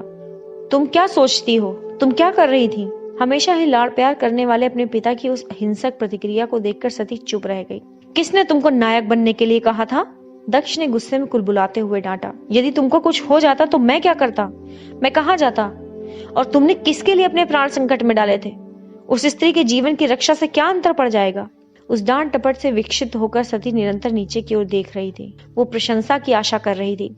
पारगमन ग्रह के सैनिक एवं स्वास्थ्य कार्यकर्ता तब तक वहां पहुंच चुके थे। उन्होंने तत्काल ही प्रभावी ढंग से दक्ष के बहते हुए रक्त पर नियंत्रण पा लिया। पर्वतेश्वर एवं सती के हल्के फुल्के घावों को मरहम पट्टी लगाकर वे दक्ष को रोगी ले जाने वाली पालकी में रखकर चल पड़े। उनके घावों को राजसी वैद्य को देखना आवश्यक था। जब सती ने देखा कि उसके पिता को ले जाया जा रहा था तो वो जड़वत खड़ी रह गई थी, ये सोचते हुए कि उसके कृत्य ने कितनी हानि पहुंचा दी थी। वो संकट में पड़ी एक स्त्री की रक्षा करने का प्रयास कर रही थी। क्या ये प्रभु श्री राम की प्राथमिक शिक्षा नहीं थी कि सबल का कर्तव्य है कि वो निर्बल की रक्षा करे? तभी उसे अपने कंधे पर एक कोमल स्पर्श का अनुभव हुआ। वो मुड़ी तो सामने पर्वतेश्वर थे, उसके पिता के संजीदा अंगरक्षक। आश्चर्यजनक रूप से उनके मुख पर कभी कभी आने वाली एक मधुर मुस्कान थी। मुझे तुम पर गर्व है मेरी बच्ची, पर्वतेश्वर ने धीमे स्वर में कहा। तुम प्रभु श्री राम की सच्ची शिष्या हो। सती की आंखों से सहता अश्रुधारा बह निकली। उसने तुरंत ही दूसरी ओर देखा। स्वयं पर नियंत्रण करने में थोड़ा समय लेते हुए उसने सिर उठाकर एक थकी हुई मुस्कान के साथ उस व्यक्ति को देखा जिसे वो पितृतुल्य पुकारते हुए पलने और बढ़ने वाली थी। एक झटके के साथ वो वर्तमान में आ गया। जब पर्वतेश्वर ने एक पक्षी का स्वर सुना, उसने घेरे के चारों ओर दृष्टि दौड़ाई। उसकी आंखें इस पुरातन याद से भीगी हुई थी। उसने अपने दोनों हाथ जोड़कर प्रार्थना की मुद्रा में फुसफुसाकर कहा, वो आपकी सच्ची शिष्या है प्रभु श्री राम, उसकी रक्षा करें। शिव को समय का पता नहीं था, जिसे वो पितृतुल्य पुकारते हुए पलने और बढ़ने वाली थी। उसने कोमलता से सहमति में सिर हिलाया था। एक झटके के साथ वो वर्तमान में आ गया। जब पर्वतेश्वर ने एक पक्षी का स्वर सुना, उसने घेरे के चारों ओर दृष्टि दौड़ाई। उसकी आंखें इस पुरातन याद से भीगी हुई थी। उसने अपने दोनों हाथ जोड़कर प्रार्थना की मुद्रा में फुसफुसा कर कहा, वो आपकी सच्ची शिष्या है प्रभु श्री राम, उसकी रक्षा करें। शिव को समय का कुछ पता नहीं था। जब बहुत से लोगों के जीवन पर संकट के बादल मंडरा रहे थे तो स्पष्ट था कि एक छोटे से कार प्रहर कंदील को सही समय के लिए तैयार करने के लिए किसी को भी नियुक्त नहीं किया गया था। खिड़की से बाहर देखने पर वो देख पा रहा था कि प्रातःकाल आने का पूर्व संकेत हो चुका था। शिव के घाव जल रहे थे, उसे आराम की आवश्यकता थी, किंतु वो आसानी से आत्मसमर्पण करने वाला नहीं था। वो सती के बिस्तर के बगल में शांति से बैठा हुआ था। वो किसी प्रकार की ध्वनि नहीं देने होना चाहता था जो सती के विश्राम में कोई विघ्न डाले। सती ने उसका हाथ कसकर पकड़ा हुआ था। उसके अत्यधिक ज्वर भरे बदन से निकलती जलन के ताप के बाद भी शिव ने अपना हाथ हटाया नहीं था। उस अत्यधिक ताप के कारण उसकी हथेली पसीने से तर थी। उसने प्रेम पूर्वक सती को देखा और अत्यंत ही दबे स्वर में फुसफुसा कर कहा, या तो तुम मेरे साथ रहो या फिर मैं भी तुम्हारे साथ ही इस दुनिया को छोड़ दूंगा। ये विकल्प अब तुम्हारा है। तभी अचानक ही उसने थोड़ा सा झटका अनुभव किया। उसने नीचे देखा तो सती का हाथ थोड़ा खिसका, जिसके कारण उनके जुड़े हुए हाथों के मध्य से पसीना नीचे बह निकला। ये कहना असंभव था कि पसीना कहाँ से आया था। ये सती का है या मेरा? शिव ने तत्काल ही अपने दूसरे हाथ से सती के माथे को स्पर्श किया। वो अब और अधिक ताप से जल रहा था, किंतु उसकी कनपटी पर पसीने की छोटी छोटी मणियों जैसी बूंदें आनी प्रारंभ हो गई थी। शिव के मन में प्रसन्नता की एक बौछार ने उसके सिर से पांव तक एक सिरहन हिला दी। भगवान ब्रह्मदेव की कृपा से, आयुर्मती ने विस्मय के साथ धीमे स्वर में कहा, मैंने अपने जीवन में इस प्रकार की घटना कभी नहीं देखी है। वो सती के बिस्तर की बगल में खड़ी थी। अभी तक सोई हुई सती पसीने से तर होती जा रही थी। उसके कपड़े और बिस्तर गीले हो चुके थे। पर्वतेश्वर उसके बगल में खड़ा था। उसका मुख आशा की चमक लिए हुए था। अग्निबाण का ज्वर कभी नहीं छूटता है। स्तब्ध आयुर्वती ने कहना जारी रखा, ये चमत्कार है। शिव ने सिर उठाकर ऊपर देखा। उसका चेहरा प्रसन्नता से ऐसा दमक रहा था जैसे वो अपने अस्तित्व में होने के कारण से उबर चुका था। पवित्र झील सोमरस पर कृपा रखे। पर्वतेश्वर ने देखा कि सती का हाथ शिव के हाथ में जकड़ा हुआ था, किंतु उसने कुछ कहा नहीं। उस क्षण के आनंद ने अंततः उसे उसकी सहज प्रतिक्रिया वाले मन को रोकने में सफलता पाई, जो उसे उस भूमि के नियमों के अनुसार अस्वीकार तथ्य पर उबलने पर विवश कर देता था। प्रभु, हमें शीघ्रता से इन्हें स्नान करवाना होगा, आयुर्वती ने मधुरता से कहा। स्वेद को आवश्यक रूप से हटाना होगा। हालांकि ये देखते हुए कि उनके घाव में पानी ना जाए, मेरी परिचारिकाओं को ये काम करना होगा। शिव ने सिर उठाकर आयुर्वती को देखा और सिर हिलाया। वो कुछ भी समझा नहीं और उसे समझने की आवश्यकता भी नहीं थी। आयुर्वती एक निपुण वैद्य थी। हाँ तो प्रभु, आयुर्वती ने कहा, इसका अर्थ है कि आपको कमरे से बाहर जाना पड़ेगा। निसंदेह, शिव ने कहा। जैसे ही वो खड़ा होकर जाने को हुआ तो आयुर्वती ने कहा, प्रभु, आपके हाथों को भी अच्छी तरह से धोने की आवश्यकता होगी। शिव ने नीचे सती के पसीने को देखा। उसके बाद उसने आयुर्वती को देखा और सहमति में सिर हिलाकर कहा, मैं अभी तत्काल ही ऐसा करूंगा। ये चमत्कार है सती, अग्निबाण से आज तक कोई भी बच नहीं पाया है। आयुर्वती ने दीप्तिमान मुख से कहा, मैं सच कहूंगी, मैंने तो आशा ही छोड़ दी थी। ये तो प्रभु की आस्था है जिसने आपको जीवित रखा। सती नए धोए हुए कपड़े को पहने बिस्तर पर लेटी हुई थी। उसके चेहरे पर चिर परिचित मुस्कान थी। एक नया बिस्तर लगाया गया था जिसमें धुली हुई एवं विसंक्रमित चादरें बिछी थीं। सोमरस द्वारा उत्सर्जित सभी प्रकार के विषैले स्वेदों के अंश तक मिटा दिए गए थे। अरे नहीं, संकोच से भरे शिव ने कहा, मैंने कुछ नहीं किया।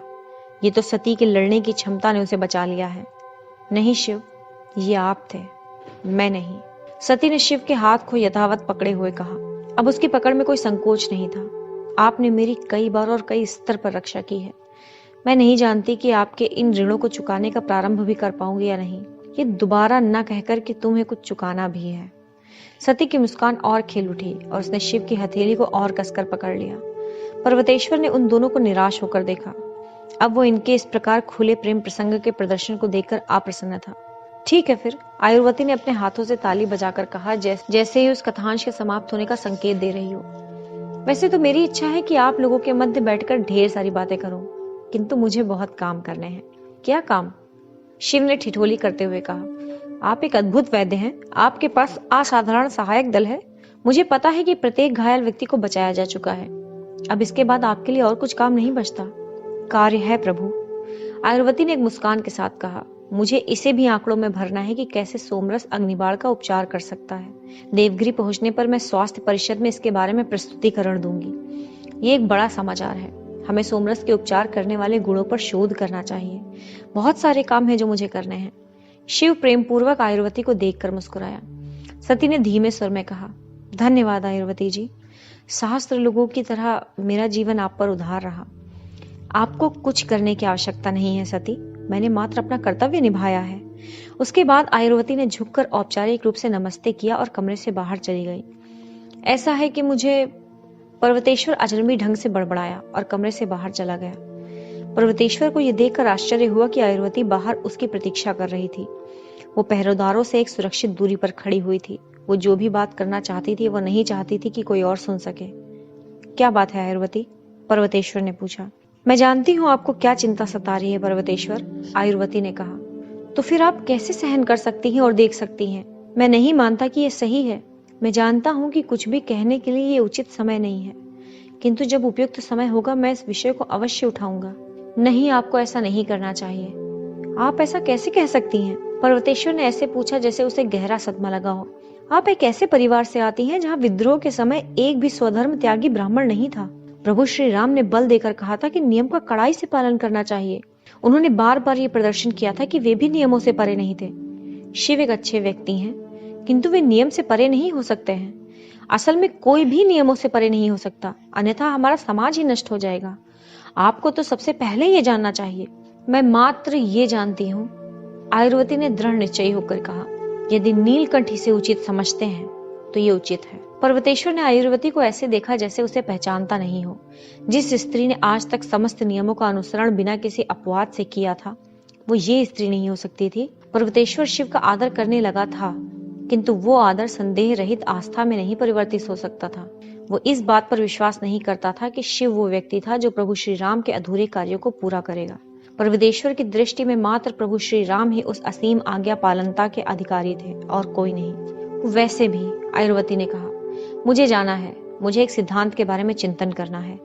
वास्तव में? शिव ने पूछा।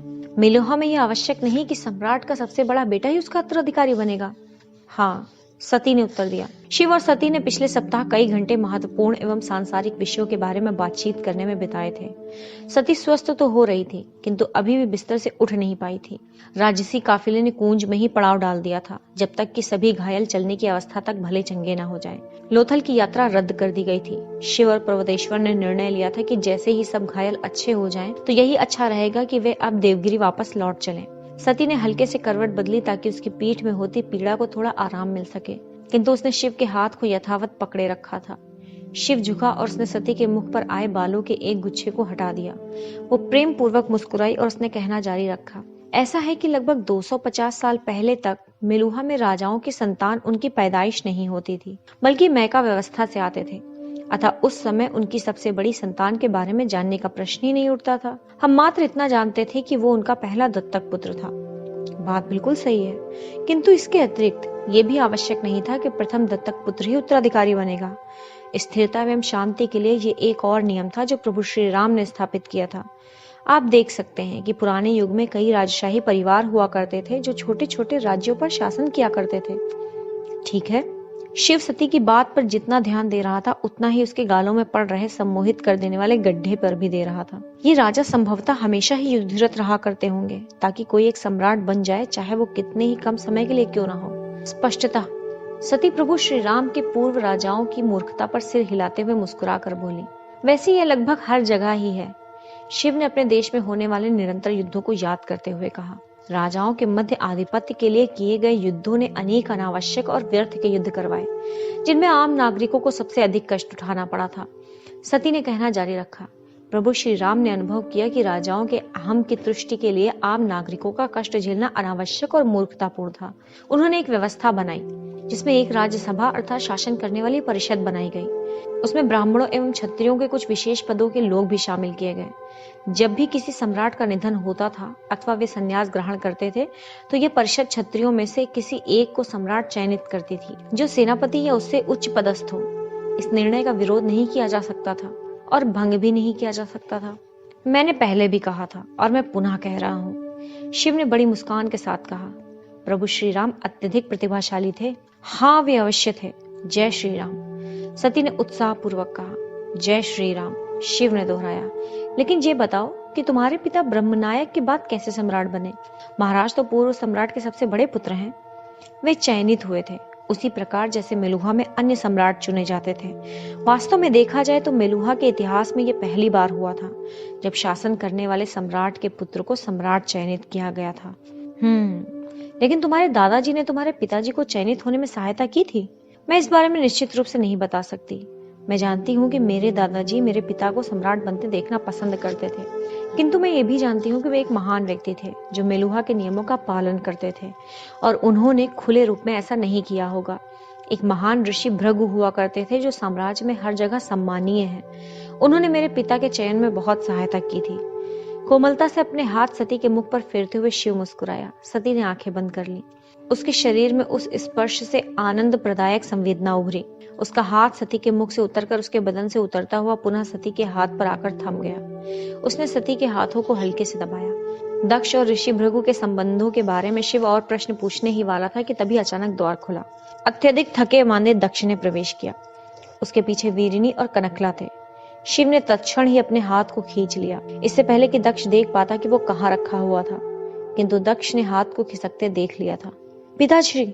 आश्चर्यचकित सती चिल्लाई। सती मेरी बच्ची! सती के बिस्तर पर झुकते हुए दक्ष ने गहरी सांस छोड़ी। वीरिनी दक्ष के पास में झुकी और उसने भी प्रेम पूर्वक अपनी पुत्री के मुख पर हाथ फेरा। वो रो रही थी। कनकला द्वार पर ही रह गई थी। उसने शिव को एक औपचारिक नमस्ते किया। शिव ने उसके नमस्ते का उत्तर एक दीप्तिमान मुस्कान के साथ दिया। पर्वतेश्वर एवं आयुर्वती कनखला के साथ खड़े होकर प्रतीक्षा कर रहे थे। वे राजशाही परिवार को उनके निजी क्षणों में एकांत प्रदान करना चाहते थे। नंदी, वीरभद्र और कृतिका उनके पीछे खड़े थे। एक सहायक राजशाही दंपति के लिए 2 कुर्सियां ले आया। उसने उन्हें बिस्तर के बगल में लगाया और तत्क्षण ही बाहर चला गया। दक्ष, वीरिनी और कनखला 2000 सैनिकों के साथ उसी समय देवगिरी से निकल पड़े थे। जैसे ही उन्हें यह समाचार प्राप्त हुआ कि सती घायलावस्था में थी, उन्होंने सरस्वती नदी को पार कर दिन रात लगातार चलते हुए कूंज की यात्रा की थी। मैं ठीक हूँ पिताश्री, सती ने अपनी माता के हाथ को नम्रता से पकड़कर कहा। अपनी माता की ओर मुड़कर उसने कहना जारी रखा, सच में कहती हूँ माँ, मैं बहुत अच्छा महसूस कर रही हूँ। मुझे 1 सप्ताह और समय दीजिए और मैं आपके लिए नृत्य का प्रदर्शन करूंगी। शिव सती की बात सुनकर मुस्कुराया। दक्ष एवं वीरिनी की एक दुर्बल हंसी फूट पड़ी। अपने पिता की ओर देखते हुए सती ने कहा, मुझे क्षमा करें पिताश्री, मैंने आपके लिए बहुत विपत्ति खड़ी कर दी है। मैं जानती हूँ कि कई महत्वपूर्ण काम पड़े हैं और आपको यहाँ आना पड़ा। विपत्ति? दक्ष ने पूछा। मेरी बच्ची, तुम मेरा जीवन हो, तुम मेरी खुशी का स्रोत हो और इस समय तुम कल्पना भी नहीं कर सकती कि मुझे तुम पर कितना गर्व है। वीरिनी ने झुककर सती के ललाट को चूम लिया। मुझे आप सब पर गर्व है। दक्ष ने मुड़कर पर्वतेश्वर एवं आयुर्वती की ओर देखते हुए कहना जारी रखा। गर्व इस बात पर भी कि आप लोगों ने प्रभु का साथ उस कार्य में दिया जो हमें करना ही था। हमने वास्तव में एक त्रासद आक्रमण को पराजित किया है। आप इसकी कल्पना भी नहीं कर सकते कि इस घटना ने समस्त साम्राज्य में कितनी उत्तेजना भर दी है। दक्ष आराम पहुंचाने वाले ढंग से सती के हाथों पर थपकी देते हुए और शिव की ओर मुड़ गया। धन्यवाद प्रभु, हमारे लिए संघर्ष करने का बहुत बहुत धन्यवाद। हमें अब पता है कि हमने सही व्यक्ति पर आस्था की है। शिव कुछ बोल नहीं पाया। वो असहजता में मुस्कुराया और दक्ष की आस्था को मानते हुए सहमति में सिर हिलाया और शिष्टता पूर्वक नमस्ते किया। आयुर्वती की ओर मुड़ते हुए दक्ष ने पूछा, अब ये कैसी है? मुझे बताया गया है कि अब पूर्णतः स्वस्थ हो जाने वाली है। जी हाँ महाराज, आयुर्वती ने कहा। 1 सप्ताह के अंदर ये चलने लगेंगी और 3 सप्ताह में इस घाव की याद के नाम पर मात्र निशान रह जाएगा। आप न केवल इस युग की सबसे अच्छी वैद्य हैं, दक्ष ने गर्व के साथ कहा, बल्कि वास्तव में आप अब तक की सबसे अच्छी वैद्य हैं। नहीं नहीं महाराज, आयुर्वती ने लगभग एक छोटी चीख के साथ कहा। उसने अपने दोनों हाथों से अपने कानों को छुआ, जैसे वो इस प्रशंसा की अधिकारिणी न होने पर बुरी शक्तियों से बचने का प्रयास कर रही हो। बहुत से वैद्य मुझसे बेहतर हैं, किंतु इस प्रकरण में यह चमत्कार प्रभु नीलकंठ का था, मेरा नहीं। प्रकट रूप से असहज शिव की ओर क्षण भर देखते हुए वो दक्ष की ओर मुड़ी और कहना जारी रखा, मुझे तो लगा था कि हम इन्हें खो चुके थे। जब हमने अग्निबाण बाहर निकाला तो इन्हें अत्यधिक भयावह तीव्र ज्वर हो गया था। आप तो जानते ही हैं कि अग्निबाण के ज्वर का कोई उपचार नहीं है महाराज, किंतु प्रभु ने आस छोड़ने से इनकार कर दिया। ये इन्हीं का विचार था कि इन्हें सोमरस दिया जाए। दक्ष ने कृतज्ञता भरी मुस्कान के साथ शिव की ओर मुड़कर कहा, मुझे आपको एक और बात के लिए धन्यवाद करना है प्रभु। मेरी पुत्री मेरी आत्मा का एक अंग है, मैं उसके बिना जी नहीं सकता था। अरे नहीं नहीं, मैंने कुछ नहीं किया है, शिव ने संकोच से कहा। ये तो आयुर्वती थी जिन्होंने उसका उपचार किया, ये और कुछ नहीं। आपका बड़प्पन बोल रहा है प्रभु, दक्ष ने कहा। आप सच में नीलकंठ के लायक हैं, असल में आप महादेव के लायक हैं। हक्का बक्का हुए शिव ने दक्ष को देखा तो उसका भाव सच में गंभीर था। वो जानता था कि इसके पूर्व महादेव अर्थात देवों के देव कौन थे। वो कभी इस बात को नहीं मान पाया था कि वो भगवान रुद्र के साथ तुलना करने योग्य था। उसके कर्म उसे इसकी अर्हता नहीं देते थे। नहीं महाराज, आप मेरे लिए बहुत ऊंचा बोल रहे हैं। मैं महादेव नहीं हूँ, आप ही महादेव हैं प्रभु। कनखला और आयुर्वती ने लगभग एक साथ कहा। पर्वतेश्वर देखता रहा था, वो चुप था। चूंकि शिव स्वयं को महादेव कहलवाना पसंद नहीं कर रहा था, इसलिए इस विषय को और आगे न बढ़ाते हुए दक्ष सती की ओर मुड़कर बोला, ये मुझे समझ नहीं आ रहा है कि तुमने प्रभु के सामने बाण का वार सहने के लिए छलांग क्यों लगाई। तुम्हें तो पौराणिक गाथाओं पर विश्वास नहीं था, तुम्हें नीलकंठ में आस्था कभी नहीं थी जितनी मुझे है। तब तुमने प्रभु के लिए अपने जीवन को जोखिम में क्यों डाला? सती ने कुछ नहीं कहा। उसने असुविधा से नीचे की ओर देखा। वो असहज एवं असुगम महसूस कर रही थी। दक्ष ने मुड़कर शिव को देखा तो शिव के मुख पर भी सती के समान ही मुंह चुराने वाले भाव दिख रहे थे।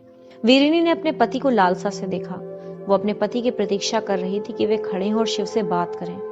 दक्ष अचानक ही खड़ा हो गया और बिस्तर की दूसरी ओर शिव की ओर औपचारिक नमस्ते की मुद्रा में हाथ जोड़कर गया। चकित शिव ने उठकर अपने सिर को थोड़ा झुकाकर दक्ष के नमस्ते का उसी प्रकार औपचारिक रूप से हाथ जोड़कर उत्तर दिया। प्रभु, संभवतः ये पहली बार हुआ है जब मेरी पुत्री की जिह्वा मेरे समक्ष हिली नहीं है, दक्ष ने कहा, और मैं इतने समय में आपको भी समझ चुका हूँ। आप हमेशा दूसरों को कुछ देंगे किंतु अपने लिए कुछ मांगेंगे नहीं, इसलिए यहां मैं अपनी ओर से ही प्रारंभ करूंगा। शिव अपनी त्योरी चढ़ाकर दक्ष की ओर गहरी दृष्टि से देखा। मैं आपसे झूठ नहीं बोलूंगा प्रभु, दक्ष ने कहना जारी रखा। नियम के अनुसार मेरी पुत्री विकर्म है, क्योंकि उसने एक मृत शिशु को जन्म दिया था। यह उतना गंभीर अपराध नहीं है। यह उस बालक के पिता के पूर्व जन्म के कर्मों के कारण भी हो सकता है, किंतु हमारे साम्राज्य का यह नियम है कि माता पिता दोनों को ही दोषी माना जाए। मेरी प्रिय पुत्री को इस नियम के अनुसार ही विकर्म की श्रेणी में रख दिया गया था। शिव ने दक्ष की ओर देखा, किंतु उसके मुख का भाव स्पष्ट बता रहा था कि वो सोचता था कि विकर्म नियम अनुचित था। ऐसा माना जाता है कि विकर्म व्यक्ति बुरे भाग्य के वाहक होते हैं, दक्ष ने कहना जारी रखा। इसलिए यदि वो विवाह करती है तो वो अपने बुरे भाग्य से अपने पति को आच्छादित करेगी और संभव है अपनी संतति को भी। वीरिनी ने अपने पति को अगम्य ढंग से देखा। मैं अपनी पुत्री को जानता हूँ प्रभु, दक्ष ने कहना जारी रखा। मैंने उसे कभी भी कोई भी गलती करते नहीं देखा है, यहाँ तक कि वो किसी के बारे में गलत सोच भी नहीं सकती है।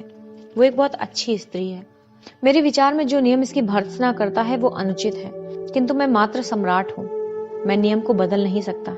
पर्वतेश्वर ने क्रोध में आंखें तरेर कर दक्ष को देखा। वो दुखी था कि उसने एक ऐसे सम्राट के साथ काम किया जो विधि को इतनी निकृष्टता से देखता था।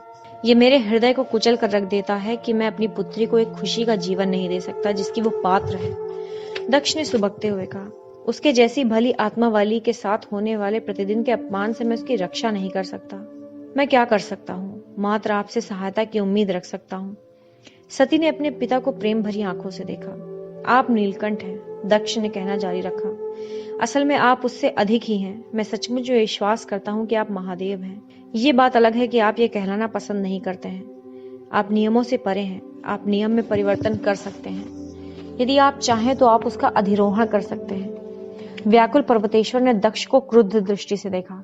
कैसे एक सम्राट नियमों के प्रति इतना उपेक्षापूर्ण हो सकता था? उसके बाद उसकी आंखें शिव पर जा टिकी। उसका हृदय और गहराई में डूब गया। शिव दक्ष को स्पष्ट हर्ष के साथ देख रहा था। उसने सोचा था कि उसे सती के लिए सम्राट को मनाना पड़ेगा, किंतु यहाँ तो मामला ही उल्टा था। बस कुछ ही क्षण में सम्राट सती का हाथ उसके हाथ में देने को तैयार होने वाले थे। समस्त भावनाएं शिव के बदन में एक लहर की भांति दौड़ पड़ी। उसके मुख पर भाव विभोर कर देने वाली प्रसन्नता झलक रही थी। उसने बोलने का प्रयास किया, किंतु उसका गला भरा हुआ था। वो नीचे झुका। उसने सती का हाथ बहुत ही कोमलता से अपने हाथ में उठा लिया। उसे अपने होठों तक लाकर उसे अत्यंत ही प्रेम पूर्वक चूम लिया। उसने दक्ष को देखा और अत्यंत ही धीमे स्वर में कहा, मैं इसे आपसे दूर नहीं होने दूंगा, कभी भी नहीं। पूरी तरह से भौचक्की हुई सती ने शिव को गहराई से देखा। पिछले सप्ताह उसने प्रेम करने का दुस्साहस किया था, लेकिन उसने कभी भी आशा रखने का दुस्साहस नहीं किया था। और आज उसका कभी ना पूरा होने वाला सपना पूरा होने वाला था। वो उसकी पत्नी बनने वाली थी। अत्यधिक प्रसन्न दक्ष ने शिव को कसकर आलिंगनबद्ध कर लिया और धीमे स्वर में बोला, प्रभु। वीरिनी अनियंत्रित ढंग से सुबक रही थी। सती के साथ उसके समस्त जीवन में किए गए अन्याय को सही कर दिया गया था। उसने दक्ष की ओर देखा, जैसे वो उसे क्षमा कर देने के लिए इच्छुक थी। आयुर्वती और कनखला ने कमरे में प्रवेश किया और सम्राट, महारानी, शिव और सती को बधाई दी। नंदी, कृतिका और वीरभद्र ने सुना तो वे खुशी से उछल पड़े थे। पर्वतेश्वर अपनी जगह पर जड़वत खड़ा था। वो प्रभु श्री राम के तरीकों के इस अनादर से क्षुब्ध था। अंततः शिव ने स्वयं पर नियंत्रण पा लिया। अच्छी तरह से सती का हाथ थामकर उसने दक्ष की ओर देखा और कहा, लेकिन महाराज, मेरी एक शर्त है। जी हाँ प्रभु। विकर्म नियम, इसमें परिवर्तन की आवश्यकता नहीं है प्रभु, दक्ष ने कहा। यदि आप मेरी पुत्री से विवाह का निर्णय लेते हैं तो नियम आपको रोक नहीं सकता है। फिर भी, शिव ने कहा, इस विधि को बदलने की आवश्यकता है। निस्संदेह इसकी आवश्यकता है प्रभु, दीप्तिमान दक्ष ने कहा। कनखला की ओर मुड़कर उसने कहना जारी रखा, ये बताते हुए कि अब से कोई राजशाही स्त्री जो मृत शिशु को जन्म देती है वो विकर्ण की श्रेणी में नहीं रखी जाएगी।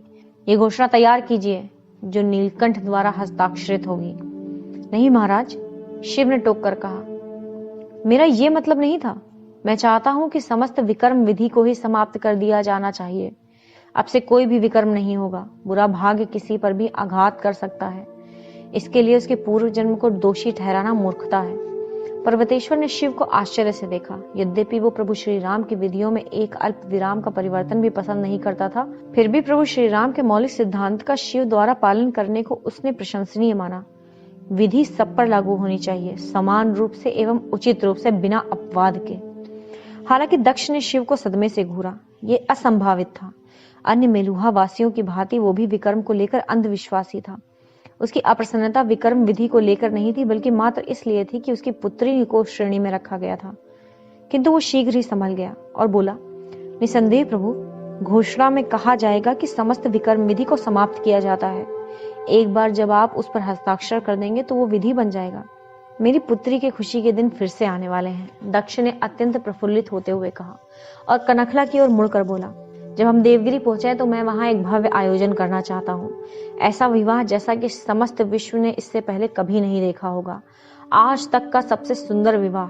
इस साम्राज्य के सबसे अच्छे आयोजकों को बुलवाइए, खर्च में कोई कमी मत छोड़िए। दक्ष ने शिव की ओर उसकी सहमति की आशा में देखा। शिव ने सती की ओर उसकी प्रसन्नता भरी मुस्कान और उसके गालों में पड़े छोटे छोटे अति सुंदर गड्ढों की प्रशंसा करते हुए देखा। उसके बाद वो दक्ष की ओर मुड़कर बोला, मैं केवल इतना ही चाहता हूँ महाराज कि मैं सती से विवाह करना चाहता हूँ। मैं इसी में खुश हूँ कि यदि आप सभी लोग बृहस्पति और मेरे गुण वाले लोग वहां उपस्थित रहते हैं तो मुझे इससे कोई अंतर नहीं पड़ता कि वो एक साधारण समारोह हो अथवा अत्यंत भव्य। अति सुंदर। दक्ष अत्यंत प्रफुल्लित था। अध्याय 19। प्रेम संपादित हुआ। 3 सप्ताह के बाद जब राजशाही काफिला देवगिरी पहुंचा तो वहां उत्सव का वातावरण दिखाई दे रहा था। कनखला पहले ही पहुंच चुकी थी और उसने ये सुनिश्चित कर दिया था कि उस सहस्त्राब्दी के सबसे अधिक प्रतीक्षारत विवाह की समस्त तैयारियां कर ली जाएं। उसकी व्यवस्थाएं हर बार की भांति इस बार भी त्रुटिहीन थी। विभिन्न प्रकार के वैवाहिक अनुष्ठान एवं समारोह 7 दिनों तक चलने वाले थे और प्रत्येक दिन प्रचुर मात्रा में अनेक प्रकार के आयोजनों की व्यवस्थाएं कर दी गई थी। सामान्यतः सूर्यवंशियों के संयमी मानकों के विपरीत नगर को अति व्ययी ढंग से सजाया गया था। उनके संयमी भूरे बाहरी आवरणों पर उत्सव का चटक रंग चढ़ा हुआ था। सड़क पर नीले रंग के नए खपरैल लगा दिए गए थे।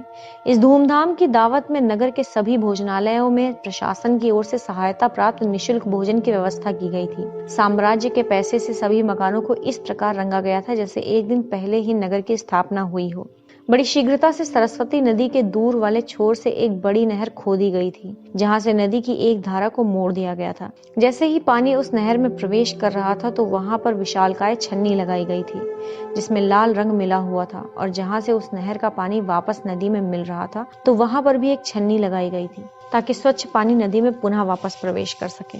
उस नहर को एक विशालकाय स्वस्तिक का आकार दिया गया था जो एक प्राचीन प्रतीक चिन्ह था, जिसका शाब्दिक अर्थ होता था जो शुभ से संबंधित हो, एक सुखद भाग्य। उन 3 वेदिकाओं से कोई भी मेलुहावासी पवित्र सरस्वती के प्रवाह से निर्मित सूर्यवंशी राजशाही लाल रंग से सज्जित उस विशालकाय आदरपूर्ण स्वास्तिक को सम्मान पूर्वक देख सकता था। 3 वेदिकाओं के लिए सुरक्षा के दृष्टिकोण से कलदार पुलों पर बनाए गए कुछ कटीले खंभों को हटा दिया गया था। राजधानी में आने वाले सभी अतिथियों के स्वागत करने के लिए उनके स्थान पर वहां अत्यधिक विशाल रंगोलियां बनाई गई थी जो मीलों दूर से दिखाई दे रही थी। कनखला सभी कटीले खंभों को हटाना चाहती थी, किंतु पर्वतेश्वर ने सुरक्षा कारणों से ऐसा नहीं करने दिया था। समस्त साम्राज्य से कुलीन परिवारों को इस उत्सवों में प्रतिभाग करने के लिए आमंत्रित किया गया था। इस अति महत्वपूर्ण अवसर पर राज्यपाल से लेकर वैज्ञानिक तक, सेनापतियों से लेकर कलाकारों तक और यहाँ तक कि सन्यासियों के भी सभी उच्च पदस्थ लोगों ने देवगिरी आगमन किया था। मेसोपोटामिया और मिस्र जैसे प्रमुख देशों के राजदूतों को मेलुहा की राजधानी में आने का आपवादिक अवसर प्रदान किया गया था।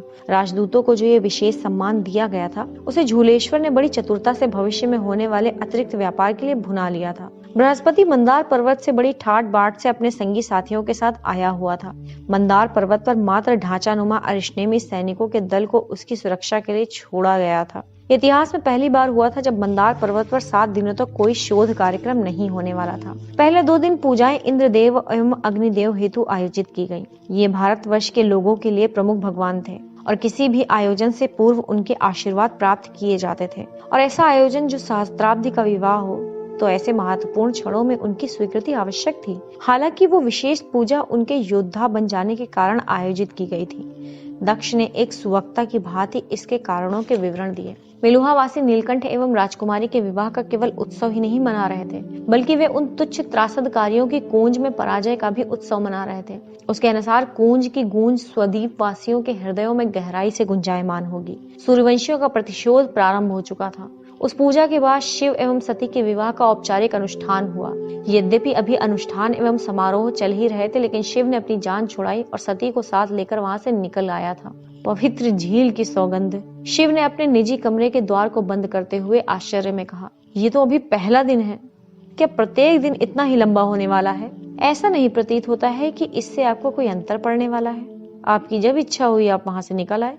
सती ने छेड़खानी करते हुए कहा, मुझे उन समारोहों से कुछ भी लेना देना नहीं है। अपनी रस्म वाली पगड़ी को निकालकर एक ओर फेंकते हुए शिव ने गुर्रा कर कहा। भारी सांसें लेते हुए उसकी ओर बढ़ते हुए उसने सती को उग्रता से घूरा। हाँ, निसंदेह। एक नाटकीय मुद्रा के साथ सती ने उपहास किया। नीलकंठ को यह निर्णय लेने का अधिकार है कि क्या सही है और क्या सही नहीं है। नीलकंठ जो चाहते हैं वो कर सकते हैं। हाँ, वो कर सकता है।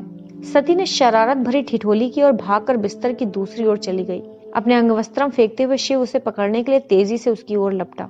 हाँ, वो कर सकता है। याद रखना, मैंने तुम्हें क्या कहने के लिए कहा था। नंदी ने फुसफुसाकर वीरभद्र को कहा। चिंता मत करो, प्रभु अवश्य अनुमति देंगे। क्या? सती द्वारा उठाए जाने वाले नींद से बोझिल आंखों वाले शिव ने पूछा। उठिए शिव, सती ने कोमलता से धीमे स्वर में कहा। उसकी लटें शिव के चेहरे पर गिरी हुई थी, जो उसके गालों से छेड़खानी कर रही थी। सावधानी से, सती ने धीमे से कहा, क्योंकि शिव ने ललक के साथ सती को देखा। नंदी, कृतिका और वीरभद्र बाहर प्रतीक्षा कर रहे हैं। वे कुछ महत्वपूर्ण बात करना चाहते हैं। शिव गुर्राया और द्वार के पास चलकर गया। उसने तीखी दृष्टि से उन तीनों को देखा और पूछा, क्या है नंदी? क्या कोई ऐसी सुंदर वस्तु तुम्हारे जीवन में नहीं है जिसे तुम मुझे परेशान करने के बजाय इस समय परेशान कर सको? आपके जैसा कोई नहीं है प्रभु। नंदी ने बहुत नीचे झुकते हुए शालीन नमस्ते के साथ कहा। नंदी, अब तुम ये मूर्खता बंद कर दो, वरना जीवन भर कुंवारे ही रह जाओगे। शिव ने शरारत की। सभी लोग ठहाका मारकर हंस पड़े, लेकिन कृतिका अपने काम के बारे में चिंतित रही। वैसे तुम लोग क्या बात करना चाहते हो? शिव ने पूछा। नंदी ने वीरभद्र को जोर से कुहनी मारी। शिव वीरभद्र की ओर मुड़ा और उसने प्रश्न सूचक दृष्टि से देखा। भद्र, कब से तुम्हें मुझे बात करने के लिए इतने लोगों की सहायता की आवश्यकता पड़ने लगी? शिव ने पूछा। शिव, वीरभद्र घबराहट में भुनभुनाया। हाँ, ऐसा है। ये ऐसा क्या है? असल में देखिए, मैं देख रहा हूँ भद्र। शिव वो पहले से ही घबराया हुआ है, उसे और मत सताइए, सती ने कहा। उसके बाद वीरभद्र की ओर मुड़कर उसने कहना जारी रखा। वीरभद्र, निडर होकर कहो, तुमने कुछ गलत नहीं किया है। शिव, वीरभद्र भीरुता से फुसफुसाया। उसके गाल चुकंदर की तरह लाल थे। मुझे अनुमति चाहिए। अनुमति दी जाती है? शिव को अब तक हंसी आ चुकी थी। तुम्हें जिसके लिए भी चाहिए। असल में मैं सोच रहा हूँ कि विवाह कर लूं। अति उत्तम विचार है, शिव ने कहा। बस तुम्हें अब यह करना है कि किसी एक अंधी स्त्री को तुमसे विवाह करने के लिए मनाना है। असल में मैंने पहले से ही एक स्त्री ढूंढी है। वीरभद्र ने हिम्मत जुटाकर कहा, इससे पहले कि उसकी हिम्मत पस्त हो जाए। और वो अंधी नहीं है। अंधी नहीं है? शिव की भौहें शरारतपूर्ण तरीके से गोलाई में उठी, जैसे उसे विश्वास ही ना हुआ हो। तब तो वो अवश्य एक मूर्ख स्त्री है, जो अपने अगले 7 जन्मों के लिए एक ऐसे व्यक्ति के साथ बंधना चाहती जो किसी दूसरे व्यक्ति से अपना विवाह नियत करवाना चाहता है। वीरभद्र ने टकटकी लगाकर शर्मिंदगी, पश्चाताप एवं न समझ पाने वाले भाव से एक बड़े ही विचित्र ढंग से शिव को देखा। मैंने तुम्हें पहले भी कहा था भद्र, शिव ने कहा। हमारे कबीले में बहुत सारी रस्में हैं जिन्हें मैं पसंद नहीं करता हूँ। उनमें से जो पहली है वो ये है कि कबीले के मुखिया को अपने कबीले वालों के लिए दुल्हन अनुमोदित करनी होती है। तुम्हें याद नहीं है हम बचपन में इस मूर्खता भरी परंपरा का कितना मजाक उड़ाया करते थे? वीरभद्र ने शिव को एक बार पुनः देखा और उसने पुनः अपना सिर नीचे झुका लिया, जैसे वो अभी भी निश्चिंत नहीं था। अरे भाई, भगवान के लिए अब तो समझ जाओ। यदि तुम उसके साथ खुश हो तो मैं तुम्हारे लिए खुश हूँ। तुम्हें मेरी अनुमति है, शिव ने उत्तेजित होकर कहा। वीरभद्र ने आश्चर्यजनक रूप से भाव विभोर होकर उसे देखा और नंदी ने फिर उसे कोहनी मारी। कृतिका ने वीरभद्र को देखा। उसने एक बहुत ही गहरी सांस छोड़ी, जैसे बड़ी कठिनाई से निकल आई हो।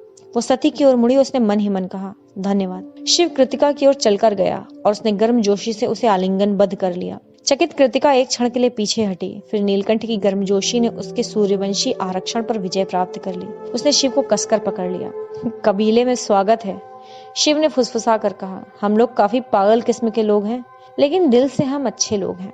लेकिन आपको कैसे पता लगा? वीरभद्र बोला। मैंने आपसे पहले कभी नहीं बताया कि मैं इससे प्यार करता हूँ। मैं अंधा नहीं हूँ भद्र। शिव मुस्कुराया। धन्यवाद, कृतिका ने शिव से कहा। मुझे स्वीकार करने के लिए धन्यवाद। शिव पीछे हटा और बोला, मुझे हमेशा से भद्र की चिंता थी। वो एक अच्छा भरोसेमंद व्यक्ति है, लेकिन स्त्रियों के विषय में थोड़ा सरल मन का है। मैं चिंतित था कि उसका वैवाहिक जीवन पता नहीं किस प्रकार का होगा, लेकिन अब चिंता करने की कोई आवश्यकता नहीं है। वैसे मैं आपसे कुछ कहना चाहती हूँ, कृतिका ने कहा। मैंने कभी भी नीलकंठ की पौराणिक कथा में विश्वास नहीं किया था, किंतु आपने जो कुछ भी देवी सती के लिए किया है, यदि वही आप मेलुहा के लिए भी कर सकते तो आप अवश्य ही महादेव कहलाने के पात्र हैं। मैं स्वयं को महादेव नहीं कहलवाना चाहता कृतिका। तुम जानती हो कि मैं मेलुहा से उतना ही प्रेम करता हूँ जितना सती से। मैं वो सब कुछ करूंगा जो मुझसे संभव हो सकेगा। भद्र की ओर मुड़कर शिव ने आज्ञा दी, अब उल्लू के पट्टे इधर आ। वीरभद्र आगे आया और उसने अनुराग सहित शिव को आलिंगनबद्ध किया और फुसफुसाया, धन्यवाद शिव। मूर्खता मत करो, धन्यवाद की कोई आवश्यकता नहीं है, शिव ने मुस्कान के साथ कहा। वीरभद्र की मुस्कान और चौड़ी हो गई। और सुनो, शिव ने बनावटी गुस्से में कहा, जब हम अगला चिलम एक साथ पिएंगे तब तुम्हें उत्तर देना होगा कि कैसे तुमने एक स्त्री से प्यार करने का दुस्साहस इतने समय तक किया और अपने सबसे अच्छे मित्र से बताया तक नहीं। सभी लोग ठहाका मारकर हंस पड़े। क्या एक अच्छे गांजे की खेप इसकी भरपाई कर लेगी? वीरभद्र ने मुस्कुराकर कहा, हाँ ठीक है, मैं सोचूंगा। क्या वे थकी हुई सी नहीं लगती हैं? आयुर्वती ने चिंतित रूप से सती की ओर देखते हुए कहा। सती अभी अभी एक पूजा की वेदिका से उठी थी, क्योंकि उसे एवं उसकी माता जी को इस विशेष अनुष्ठान से मुक्ति दे दी गई थी। ये मात्र वर एवं ससुर के लिए था। पंडित पूजा की तैयारी कर रहे थे, जो कुछ ही क्षणों में प्रारंभ होने वाली थी। बात सही है, देखा नहीं आपने आज लगभग 6 दिन से लगातार आज लगभग 6 दिनों से लगातार समारोह एवं पूजा हो रहे हैं, कनकला ने कहा। यद्यपि रस्म है जिसे एक राजशाही विवाह के लिए संपन्न करना ही पड़ता है, फिर भी मैं समझती हूँ कि इसमें थकान तो होती ही होगी। अरे नहीं, मैं ये नहीं कहूंगा कि इसका 6 दिन की पूजा से कोई संबंध है, बृहस्पति ने कहा। नहीं? कनकला ने पूछा। नहीं, बृहस्पति ने शरारती ढंग से उत्तर दिया। मेरे विचार से इसका गहरा संबंध 5 रातों से है। क्या? आयुर्वती ने चिल्लाकर कहा। जब उसे बृहस्पति के शब्दों का अर्थ प्रकट हुआ तो उसके बाद उसके मुख पर एक गहरी लालिमा दौड़ पड़ी थी। पर्वतेश्वर जो कनकला के पास में ही बैठा था, उसने बृहस्पति को इस प्रकार की अनुपयुक्त टिप्पणी करने के लिए क्रोध से घूरा। जब स्त्रियां खिलखिलाकर हंस पड़ी तो बृहस्पति ने ठहाका लगाया। एक सहायक पंडित ने चिढ़कर मुड़ करके उन्हें देखा, लेकिन जब उसने बैठे हुए ब्राह्मणों की वरिष्ठता देखी तो अपनी खिजलाहट को पी गया और अपनी तैयारी में जुट गया। हालांकि पर्वतेश्वर को ऐसा कोई अनुताप नहीं था। मुझे विश्वास नहीं हो रहा है कि इस तरह की बातचीत मुझे सहन करनी पड़ रही है। वो उठकर उस जमाव के सबसे पीछे चला गया। इसने कनकला और आयुर्वती को भी हंसने पर विवश कर दिया। उसी समय एक वरिष्ठ पंडित ने मुड़कर संकेत दिया कि अनुष्ठान होने वाला था, जिसके कारण वे तुरंत ही चुप हो गए। पंडित ने श्लोकों के आह्वान का पुनः आरंभ किया। शिव एवं दक्ष दोनों ही आनुष्ठानिक घी को स्वाहा का उच्चारण करते हुए समय समय पर पवित्र अग्नि में डालते जा रहे थे। 2 स्वाहा के मध्य में शिव और दक्ष के लिए पर्याप्त समय होता था कि वे एक दूसरे से हल्के स्वर में बातचीत कर सकें। वे सती के बारे में बातें कर रहे थे, और मात्र सती के बारे में ही। किसी भी एक निष्पक्ष पर्यवेक्षक को यह निर्णय लेना बहुत कठिन था कि आखिर उन दोनों में से कौन राजकुमारी को अधिक प्रेम करता था। पंडित ने श्लोकों के पाठ के मध्य में थोड़ा समय लिया तो ये शिव और दक्ष के लिए संकेत था कि वे स्वाहा के उच्चारण के साथ ही पवित्र अग्नि में घी को डालें। थोड़ा सा घी दक्ष के हाथ के ऊपर गिर गया। शिव एक अंगोछा खींचकर ज्यों ही उसे पोंछने लगा तो उसकी दृष्टि दक्ष के हाथ में बंधे चयनित जाति चिन्ह वाले बाजूबंद पर पड़ी। उस पर बने पशु को देखकर शिव भौचक्का रह गया, लेकिन उसकी सहज बुद्धि ने उसे कुछ भी कहने से रोक दिया। इस मध्य दक्ष ने भी मुड़कर शिव के इस अवलोकन को देख लिया था। ये मेरी पसंद नहीं थी, मेरे पिताजी ने मेरे लिए चयन किया था, दक्ष ने एक स्नेही मुस्कान के साथ कहा। जब वो अपने हाथों से घी साफ कर रहा था, उसके स्वर में तनिक भी उलझन नहीं था। यदि कोई बहुत ही समीपता से देखता तो वो उसकी आंखों में तनिक अवज्ञा का भाव अवश्य देख सकता था। नहीं महाराज, शिव ने शर्मिंदा होते हुए बुदबुदा कर कहा। मेरे देखने का ये अर्थ नहीं था, मेरी क्षमा याचना स्वीकार करें। आप क्यों क्षमा प्रार्थी हो प्रभु, दक्ष ने कहा। ये मेरा चयनित जाति वर्ग है। ये हाथ में पहना जाता है ताकि सभी लोग देख सकें और मुझे वर्गीकृत कर सकें, लेकिन आप अपने चयनित जाति वर्ग से कहीं अधिक श्रेष्ठ हैं, शिव ने नम्रता से कहा। आप उससे बहुत अधिक महान हैं जो ये बाजूबंद प्रतिरूपण कर रहा है। हाँ, दक्ष मुस्कुराया। मैंने सचमुच ही उन वृद्ध को दिखा दिया है ना? नीलकंठ ने उनके शासनकाल में प्रकट होना नहीं चुना, वे मेरे शासनकाल में आए। त्रासदकारी उनके शासनकाल में पराजित नहीं हुए, वे मेरे शासनकाल में पराजित हुए। और चंद्रवंशियों में सुधार उनके शासनकाल में नहीं हुए, वे मेरे शासनकाल में सुधरेंगे। शिव सावधानी पूर्वक मुस्कुराया। इस बातचीत के संबंध में किसी वस्तु ने उसे टीस दी थी। उसने एक बार पुनः दक्ष के हाथ में उस बाजूबंद को देखा। उसमें बना चिन्ह एक सादगी पूर्ण बकरी को प्रतिबिंबित कर रहा था, जो क्षत्रियों में सबसे नीचे श्रेणी का चयनित वर्ग था। असल में कुछ लोग इस बकरी के चयनित जाति वर्ग को इतना निकृष्ट मानते थे कि उसे धारण करने वाले को पूर्ण क्षत्रिय भी नहीं मानते थे। पंडित के मौखिक संकेत को सुनकर शिव पुनः पवित्र अग्नि की ओर मुड़ गया। कलछी से और घी लेकर उसने अग्नि में डालते हुए उच्चारण किया, स्वाहा। संध्या के समय अपने निजी कमरे में एकांत में शिव ने सती से सम्राट ब्रह्मनायक एवं उनके पुत्र दक्ष के मध्य संबंधों के बारे में पूछने का विचार किया था, किंतु न जाने किस कारण से उसे ऐसा प्रतीत हुआ कि जब वो ये प्रश्न पूछे तो उसे सावधान रहना होगा, विशेषकर शब्दों के चयन में। सम्राट ब्रह्मनायक और तुम्हारे पिताजी के मध्य किस प्रकार के संबंध थे? शिव ने पूछा। सती ने शिव के लहराते हुए केशों से खेलना बंद कर दिया। उसने गहरी सांस ली और बहुत ही धीमे स्वर में कहा, कभी कभार वो तनावपूर्ण होता था। इन दोनों के चरित्रों में अत्यधिक भिन्नता थी। किंतु ऋषि भृगु, इस वार्तालाप में विघ्न पड़ गया क्योंकि द्वार को किसी ने खटखटाया। क्या है? शिव गुर्राया। प्रभु, द्वारपाल तमन ने घबराहट के साथ घोषणा की, प्रमुख वैज्ञानिक बृहस्पति जी आए हैं और वे आपसे मिलना चाहते हैं।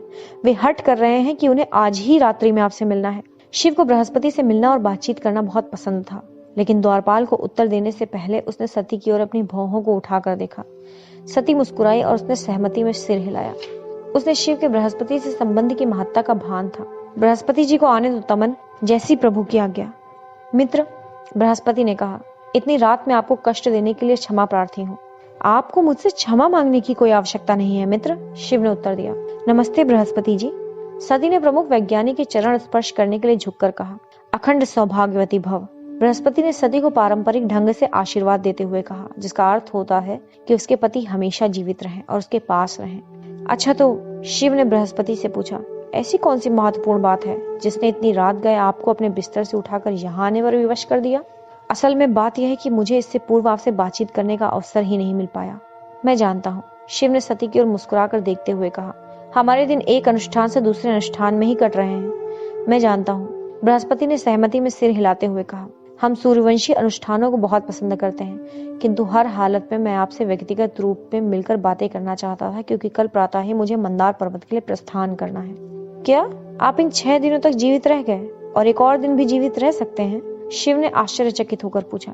मैं जानता हूँ, बृहस्पति ने आंखों में सिलवट डालकर क्षमा मांगने वाले भाव से कहा, मुझे यहाँ रहना बहुत अच्छा लगता है, किंतु एक प्रयोग की तिथि पूर्व से ही तय है। महीनों से तैयारियां चल रही हैं। मेसोपोटामिया से प्राप्त पदार्थ तैयार कर लिया गया है। हम सोमरस की स्थिरता का परीक्षण कम जल के साथ करना चाहते हैं। मुझे जाना होगा ताकि मैं सुनिश्चित कर सकूं कि प्रयोग समय से प्रारंभ हो सके। मेरे अन्य वैज्ञानिक यहीं रहेंगे जो आपके साथ होंगे। ठीक है, शिव ने व्यंग्यपूर्ण वाणी में कहा। मुझे इस जगत में हर वस्तु के लिए उनके हमेशा दिए जाने वाले सिद्धांतों से बहुत प्यार है। बृहस्पति हंसा और बोला, मुझे सचमुच ही जाना पड़ेगा शिव, किंतु इसके लिए मुझे बहुत खेद है। खेद करने की कोई आवश्यकता नहीं है मित्र, शिव ने मुस्कुराते हुए कहा। जीवन बहुत लंबा है और मंदार पर्वत का मार्ग बहुत छोटा। आप मुझसे इतनी आसानी से छुटकारा नहीं पा सकते हैं। बृहस्पति मुस्कुराया। उसकी आंखों में उस व्यक्ति के लिए प्रेम उमड़ रहा था जिसे वो अपना भ्राता समझने लगा। वो आगे बढ़ा और उसने शिव को कसकर बाहों में भर लिया।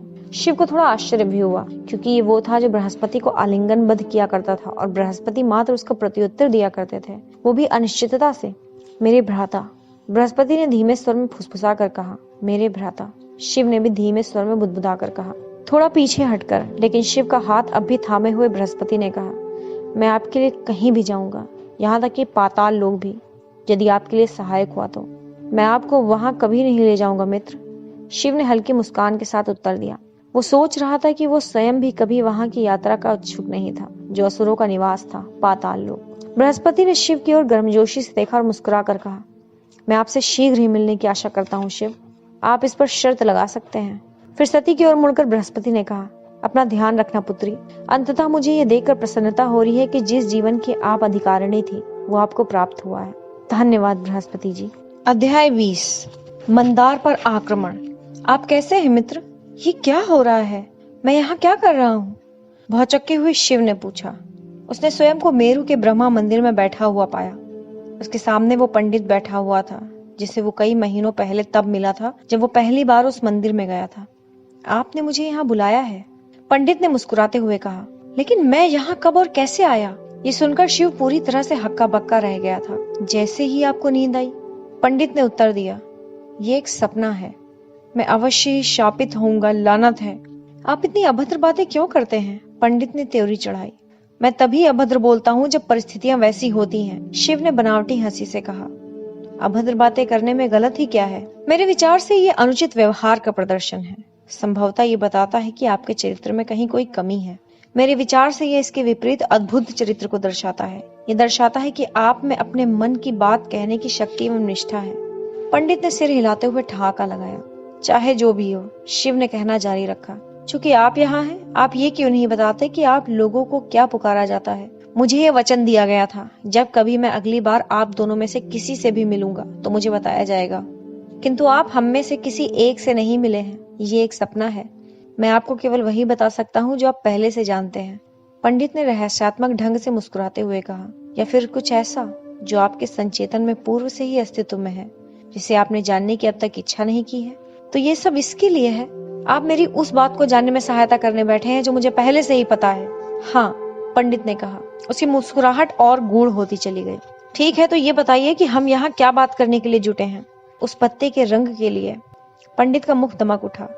उसने भड़कीले ढंग से नक्काशीदार खंभों के उस मंदिर पर अनेक वृक्षों की ओर संकेत किया। उस पत्ते का रंग? हाँ। पूरी तरह से भ्रकुटी चढ़ाकर शिव ने गहरी सांस लेते हुए कहा, पवित्र झील की कृपा से तनिक मुझे ये बताइए कि उस पत्ते का रंग इतना महत्वपूर्ण क्यों है? कई बार ज्ञान पाने के लिए एक अच्छी वार्तालाप की यात्रा उसे और अधिक संतोषप्रद बना देती है, पंडित ने कहा। और उससे भी महत्वपूर्ण बात यह है कि ये ज्ञान के प्रसंग को अधिक सरलता से समझने में सहायक भी होती है। ज्ञान का प्रसंग? हाँ, सभी ज्ञान का एक प्रसंग होता है। जब तक कि आप उसके प्रसंग को नहीं जानेंगे, आप संभवतः उसका आशय नहीं समझ पाएंगे। और मैं उस पत्ते के रंग के बारे में बात कर वो सब कुछ जान जाऊंगा जो मुझे जानना चाहिए। अवश्य। तो फिर पवित्र झील की सौगंध, शिव ने कराह कर कहा। उस पत्ते के बारे में ही बातें करते हैं। बिल्कुल ठीक है, पंडित हंसा। बताइए, उस पत्ते का रंग क्या है? रंग? उसका रंग हरा है। क्या है, क्या नहीं है? आप क्यों सोचते हैं कि वो आपको हरा प्रतीत होता है? क्योंकि वो हरा है। शिव को हंसी आ गई। नहीं, मैं वो पूछने का प्रयास नहीं कर रहा था। बृहस्पति के वैज्ञानिकों से आपकी इस बारे में बातचीत हुई थी कि आंखें कैसे देखती हैं। क्या आपसे नहीं हुई थी? ओह वो? हाँ, हुई थी। शिव ने अपने ललाट पर हल्की थपकी देते हुए कहा। उस वस्तु पर प्रकाश की किरणें गिरती हैं और जब वो वस्तु से परावर्तित होकर आपकी आंखों पर पड़ती है तो आप उसे देखते हैं। यथार्थता। और आपकी बातचीत एक और वैज्ञानिक से भी हुई थी कि सामान्य श्वेत सूर्य की किरणें किनसे बनी हैं। हाँ, मैंने की थी। श्वेत किरणें कुछ नहीं बल्कि 7 रंगों का संगम है। इसी कारण से इंद्रधनुष 7 रंगों का बना होता है, क्योंकि वो तब बनता है जब वर्षा की बूंदें सूर्य की किरणों को छितरा देती हैं। बिल्कुल सही। आप इन 2 सिद्धांतों को एक साथ ध्यान में रखकर मेरे प्रश्न का उत्तर दीजिए। आपको वो पत्ता हरा क्यों प्रतीत होता है? शिव ने त्योरी चढ़ाई। ज्यों ही उसके मन ने इस प्रश्न का उत्तर पा लिया। श्वेत सूर्य की किरण पत्ती पर गिरती है। पत्ती का प्राकृतिक गुण ऐसा होता है कि वो बैगनी, नीले, आसमानी, पीले, नारंगी और लाल रंगों को सोख लेता है। वो हरे रंगों को नहीं सोखता है। उसके बाद वो मेरी आंखों में परावर्तित होता है, इसलिए मैं पत्ते को हरा देखता हूँ। यथार्थता। पंडित का मुख दमक उठा। तो उस पत्ते का ढंग, उस पत्ते के ही दृष्टिकोण से सोचिए। वो किन रंगों को सोखता है और किन रंगों को अस्वीकार करता है? क्या वो हरा रंग है या फिर जगत का वो प्रत्येक रंग सिवाय हरे के? इस सादगी से तर्क की प्रस्तुति को देखकर शिव हक्का बक्का रह गया। कई सच्चाइयां हैं, कई वर्णन हैं जो प्रत्यक्ष प्रतीत होते हैं, पंडित ने कहना जारी रखा।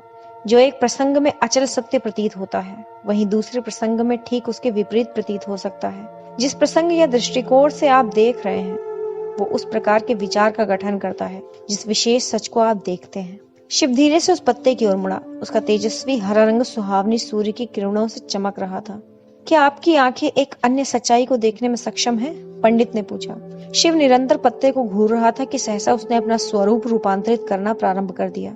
ऐसा प्रतीत हो रहा था कि पत्ते का रंग गहरे हरे रंग से विलीन होता हुआ हल्के हरा रंग में और लगातार हल्के रंग में पिघलता जा रहा था। धीरे धीरे उसने स्वयं को भूरे रंग के एक भेद में रूपांतरित कर लिया।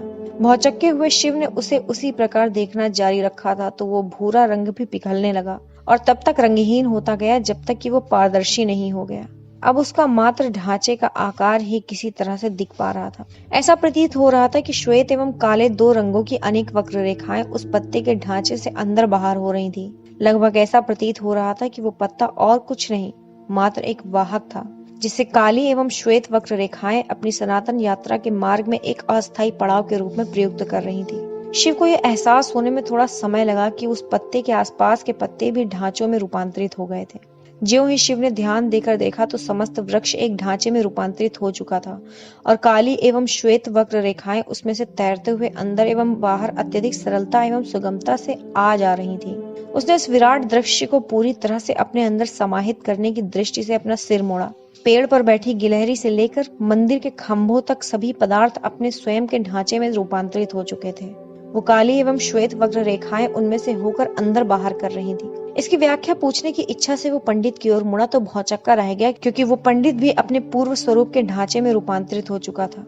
श्वेत रंग की वक्र रेखाएं अत्यधिक प्रबलता से बाहर की ओर निकल रही थी। विचित्र बात यह थी कि उसमें काली रेखाएं नहीं थी। अरे ये क्या? शिव के शब्द मुंह में ही रह गए, क्योंकि पंडित का ढांचा उसकी ओर संकेत कर रहा था। आप स्वयं को देखिए कर्मसाथी, पंडित ने सुझाव दिया। शिव ने स्वयं को देखा। मैं अवश्य शापित होऊंगा। उसका अपना शरीर भी पूर्णतः पारदर्शी होकर ढांचे में रूपांतरित हो चुका था। काली वक्र रेखाओं की प्रचंड धारा अत्यधिक तीव्र गति से उसमें समाहित हो रही थी। उसने उन रेखाओं को बहुत ध्यान से देखा तो उसने देखा कि वे रेखाएं नहीं थी। असल में वे बहुत छोटी छोटी तरंगे थीं, जो अत्यधिक काले रंग की थीं। वे तरंगे इतनी छोटी छोटी थी कि थोड़ी सी दूरी से भी रेखाओं की भांति प्रतीत हो रही थी। शिव के ढांचे वाले शरीर के निकट श्वेत तरंगों की कोई झलक भी नहीं थी। ये क्या हो रहा है? श्वेत तरंगे धनात्मक ऊर्जाएं हैं और काली ऋणात्मक। पंडित के ढांचे ने कहा, ये दोनों ही महत्वपूर्ण हैं और उनमें संतुलन आवश्यक है। यदि वे इस संतुलन से निकल आए तो प्रलय हो जाएगा। शिव ने हैरानी से पंडित की ओर देखा। तो फिर कोई धनात्मक ऊर्जा मेरे आसपास क्यों नहीं है और आपके आसपास ऋणात्मक ऊर्जा? क्योंकि हम एक दूसरे को संतुलित करते हैं। विष्णु की भूमिका धनात्मक ऊर्जा को संचारित करना है। विष्णु की भूमिका धनात्मक ऊर्जा को संचारित करना है, पंडित ने कहा। श्वेत रेखाएं जो धारा प्रवाह ढंग से निकल रही हैं, उसके बोलते समय थोड़ी लहरा रही थी।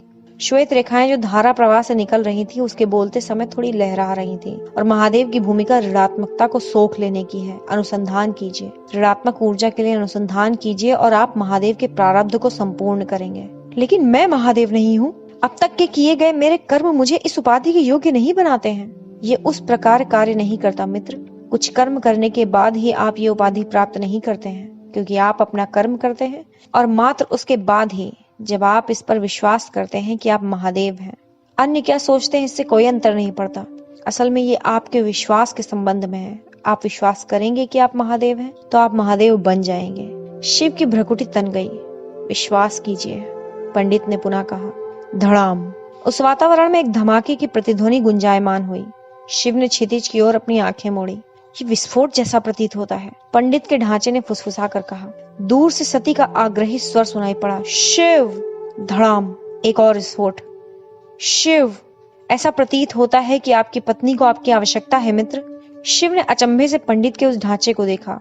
वो निश्चय नहीं कर पा रहा था कि स्वर कहाँ से आ रहा था। आपको संभवतः जाना चाहिए, पंडित के उस अदृश्य स्वर ने कहा। शिव। नींद से बोझिल आंखों वाले शिव ने देखा कि सती चिंतित होकर उसे घूर रही थी। उस पर अभी भी उस अनोखे ढंग से विचित्र स्वप्न की अवस्था से धुंधलका छाया हुआ था, जिसे वो अभी अभी झटक कर बाहर आया था। शिव। धड़ाम। ये क्या था? शिव चिल्लाया। अब वो सचेत था। कोई दैवी अस्त्रों के प्रयोग कर रहा है। क्या? ये दैवी अस्त्र क्या है? पूरी तरह से भौचक्की हुई सती ने उत्तेजना से कहा। दैवी आयु? किंतु भगवान रुद्र ने सभी दैवी अस्त्रों को नष्ट कर दिया था। अब वो किसी के पास नहीं है। शिव अब पूरी तरह से चौकन्ना हो चुका था। उसके युद्ध के सहज बुद्धि ने उसे संकेत दे दिया था। सती तैयार हो जाओ, अपने कवच पहनो, अपने अस्त्र शस्त्र बांध लो। सती ने फुर्ती से प्रत्युत्तर दिया। शिव ने अपना कवच पहना और अपनी ढाल को उस पर लटका दिया। उसके बाद उसने अपनी तलवार को कमर में खोस लिया। उसने तरकश पहनकर अपना धनुष उठा लिया। उसने देखा कि सती तैयार हो चुकी थी, तो उसने द्वार को धक्का मारकर खोलने दिया। तमन और उसके 8 पहरेदार तलवार निकालकर किसी भी आक्रमण से अपने नीलकंठ की सुरक्षा हेतु तैयार थे। प्रभु आप अंदर ही प्रतीक्षा करें, तमन ने कहा। हम आक्रमणकारियों को यहीं रोक लेंगे। शिव ने तमन को तीखी दृष्टि से घूरा। तमन की उचित मंशा वाले शब्दों को सुनकर उसकी त्योरियां चढ़ गईं। तमन तत्काल ही एक और हो गया। मुझे क्षमा करें प्रभु, हम आपके पीछे हैं। इससे पहले कि शिव कुछ प्रतिक्रिया दिखा पाता, उन्हें कदमों की आहट सुनाई दी जो गलियारे से उनकी ओर तीव्र गति से आ रही थी। शिव ने अपनी तलवार निकाल ली। उसने अपने कानों पर दबाव डालकर संकट का आंकलन किया। 4 पैरों की आहट, राजशाही गलियारे के आक्रमण में मात्र 2 व्यक्ति, इसका कोई मतलब नहीं बनता था। एक जोड़ी पैरों की आहट थोड़ा घसीटने वाली थी। त्रासदकारी अवश्य ही बड़े आकार वाला व्यक्ति था, जो अपनी अत्यधिक संकल्प शक्ति का प्रयोग कर अपने पैरों को उससे भी अधिक तीव्रता से चला रहा था, जितना कि उसका आकार उसे चलने नहीं दे रहा था। तलवारें नीची कर लो सैनिकों, अचानक शिव ने कहा। वे मित्र हैं। नंदी और वीरभद्र अपनी तलवारें लिए हुए एक कोने से तेजी से दौड़ते हुए चले आ रहे थे। क्या आप ठीक हैं प्रभु? नंदी ने प्रशंसापूर्ण ढंग से बिना हाँफते हुए पूछा। हाँ, हम सभी सुरक्षित हैं। क्या तुम लोगों ने किसी आक्रमण का सामना किया? नहीं, वीरभद्र ने आंखें तरेर कर उत्तर दिया। यह आखिर हो क्या रहा है? मैं नहीं जानता, शिव ने कहा, लेकिन हम अवश्य पता करेंगे। कृतिका कहाँ है? सती ने पूछा। अपने कमरे में सुरक्षित है, वीरभद्र ने उत्तर दिया। उसके साथ 5 सैनिक हैं। कमरा अंदर से बाधित है। शिव की ओर मुड़ने से पहले सती ने सिर हिलाकर सहमति प्रकट की। अब क्या करना है? मैं पहले सम्राट का कमरा देखना चाहता हूँ। सभी लोग 2 की कतार में हो जाएं। अपनी ढालें ऊपर उठाकर स्वयं को आड़ में रखो। सती मेरे बगल में, नंदी मध्य में, तपन वीरभद्र सबसे पीछे, और कोई रोशनी मत करो। हम रास्ता जानते हैं, हमारे शत्रु नहीं। वो पलटन अत्यधिक गति एवं गोपनीयता से इस बात का ध्यान रखते हुए चलने लगी कि शत्रुओं से सहसा आक्रमण हो सकता था। शिव ने जो सुना था वो उससे परेशान था, या फिर उससे जो उसने सुना नहीं था। बारंबार के विस्फोट के अलावा महल से कोई और ध्वनि नहीं सुनाई दे रही थी। कोई चीख नहीं, कोई आतंक नहीं, कोई भयभीत होते हुए पैरों की आहट नहीं, इस्पात की कोई टकराहट नहीं, कुछ नहीं। या तो त्रासदकारियों ने अभी तक अपना आक्रमण प्रारंभ नहीं किया था, या फिर शिव को देरी हो गई थी और आक्रमण समाप्त हो चुका था। जब तीसरा विकल्प उनके मन में आया तो शिव की त्योरियां चढ़ गईं। संभव है कि महल में कोई त्रासदकारी ही ना हो। संभव है कि जो सती ने बताया था, त्रासदकारी कहीं दूर से दैवीय अस्त्रों से आक्रमण कर रहे हों। शिव की पलटन दक्ष के कमरे के पास पहुंची तो देखा कि उसके पहरेदार तनाव की मुद्रा में युद्ध के लिए खड़े हुए थे। सम्राट कहाँ है? शिव ने पूछा। वे भीतर हैं कट, वे भीतर हैं प्रभु। राजशाही पहरे के अधिपति ने नीलकंठ के आकार को पहचान कर कहा। हम लोग प्रथम विस्फोट के बाद से ही उनके आक्रमण की प्रतीक्षा कर रहे हैं। मुझे नहीं पता अधिपति, शिव ने उत्तर दिया। यहीं स्थिर बने रहिए और द्वार को बाधित रखिए। तमन, तुम अपने आदमियों के साथ इनकी सहायता करो और चौकन्ने रहो। शिव ने सम्राट के कमरे का द्वार खोला। महाराज, प्रभु, क्या सती सुरक्षित है? दक्ष ने पूछा।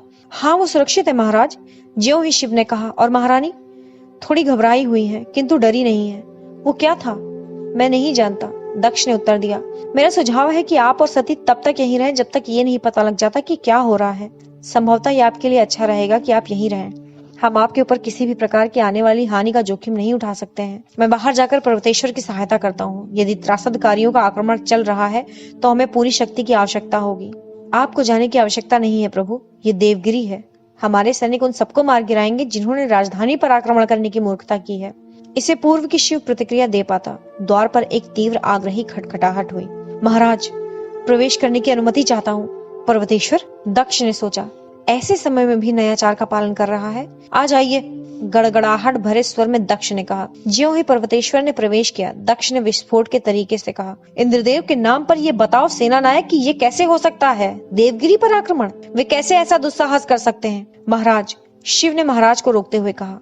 अब तक सती, नंदी और वीरभद्र भी कमरे में आ चुके थे। वो पर्वतेश्वर का अपमान उन सबके समक्ष नहीं होने दे सकता था, विशेषकर सती के सामने। पहले हमें पता करना चाहिए कि हो क्या रहा है। आक्रमण देवगिरी पर नहीं हुआ है महाराज, पर्वतेश्वर ने तीक्ष्ण दृष्टि से देखते हुए कहा। सम्राट के साथ उसका धैर्य भी टूटने की कगार पर था। मेरे प्रहरियों ने मंदार पर्वत की ओर से अत्यधिक धुएं के गुबार उड़ते देखे हैं। मेरा मानना है कि उस पर आक्रमण हुआ है। मैंने पहले ही मेरे सैनिक दस्ते एवं उपस्थित अरिष्टनेमियों को तैयार रहने का आदेश दे दिया है। हम 1 घंटे में निकल जाएंगे। मुझे यहाँ से प्रस्थान करने की अनुमति प्रदान करें। ये विस्फोट मंदार पर हुए हैं पितृतुल्य? सती ने अविश्वास से पूछा। वे कितने शक्तिशाली होंगे जो देवगिरी में सुने जा सके? पर्वतेश्वर ने उदासी से सती को देखा। उसकी चुप्पी उसके अत्यधिक भय को दर्शा रही थी। वो दक्ष की ओर मुड़ा। महाराज, दक्ष हक्का बक्का होकर चुप रह गया था, या फिर उसके चेहरे पर अत्यधिक क्रोध चढ़ा हुआ था। पर्वतेश्वर उस धीमी रोशनी में तय नहीं कर पा रहा था। प्रहरियों, मशाल जलाओ। देवगिरी पर कोई आक्रमण नहीं हुआ है, पर्वतेश्वर ने आज्ञा दी। ज्यों ही मशाल ने अपनी चमक फैलाई, पर्वतेश्वर ने पुनः कहा, क्या आपकी अनुमति है महाराज? दक्ष ने सहमति में सिर हिलाया। पर्वतेश्वर ने सदमे में लग रहे शिव को देखकर पूछा। बृहस्पति कल ही मंदार की ओर प्रस्थान कर गए थे। क्या? चौंकते हुए पर्वतेश्वर ने कहा, जिसने कल के उत्सवों में प्रमुख वैज्ञानिक की अनुपस्थिति पर ध्यान नहीं दिया था। हे अग्निदेव! शिव धीरे से सती की ओर मुड़ा। उसकी उपस्थिति से उसने शक्ति ग्रहण की। मैं उन्हें ढूंढ निकालूंगा शिव, पर्वतेश्वर ने सांत्वना दी। मुझे पूरा विश्वास है कि वे जीवित हैं। मैं उन्हें ढूंढ निकालूंगा। मैं आपके साथ आ रहा हूँ, शिव ने कहा। और मैं भी, सती ने कहा। क्या? दक्ष ने पूछा। प्रकाश उसके संतप्त भाव को उजागर कर रहा था। आप दोनों को जाने की आवश्यकता नहीं है।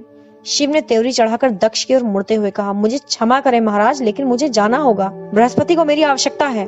ज्यों ही पर्वतेश्वर और शिव राजशाही कक्ष से निकलने को हुए तो सती ने अपने पिता के पांव छूने को झुकी। दक्ष इतना स्तब्ध था कि वो आशीर्वाद देने की स्थिति में नहीं था और सती अपने पति से बहुत पीछे रहना नहीं चाहती थी। वो शीघ्र मुड़ी और उसने अपनी माता जी के पांव छुए। आयुष्मान भव, वीरिनी ने कहा। सती ने इस असंगत आशीर्वाद पर त्योरी चढ़ाई। ईश्वर तुम्हें लंबी आयु प्रदान करे। वो युद्ध करने जा रही थी। वो विजय चाहती थी, न कि लंबी आयु, लेकिन तर्क करने का समय नहीं था। सती मुड़ी और तीव्रता से शिव के पीछे दौड़ पड़ी। नंदी और वीरभद्र भी उसके समीप ही थे। पुस्तक के अध्याय पठन की यात्रा में साथ देने के लिए आप सभी का धन्यवाद। यदि आपको ये वीडियो पसंद आई तो इसे लाइक कीजिए, अपने मित्रों के साथ शेयर कीजिए और चैनल को सब्सक्राइब कीजिए। अलविदा।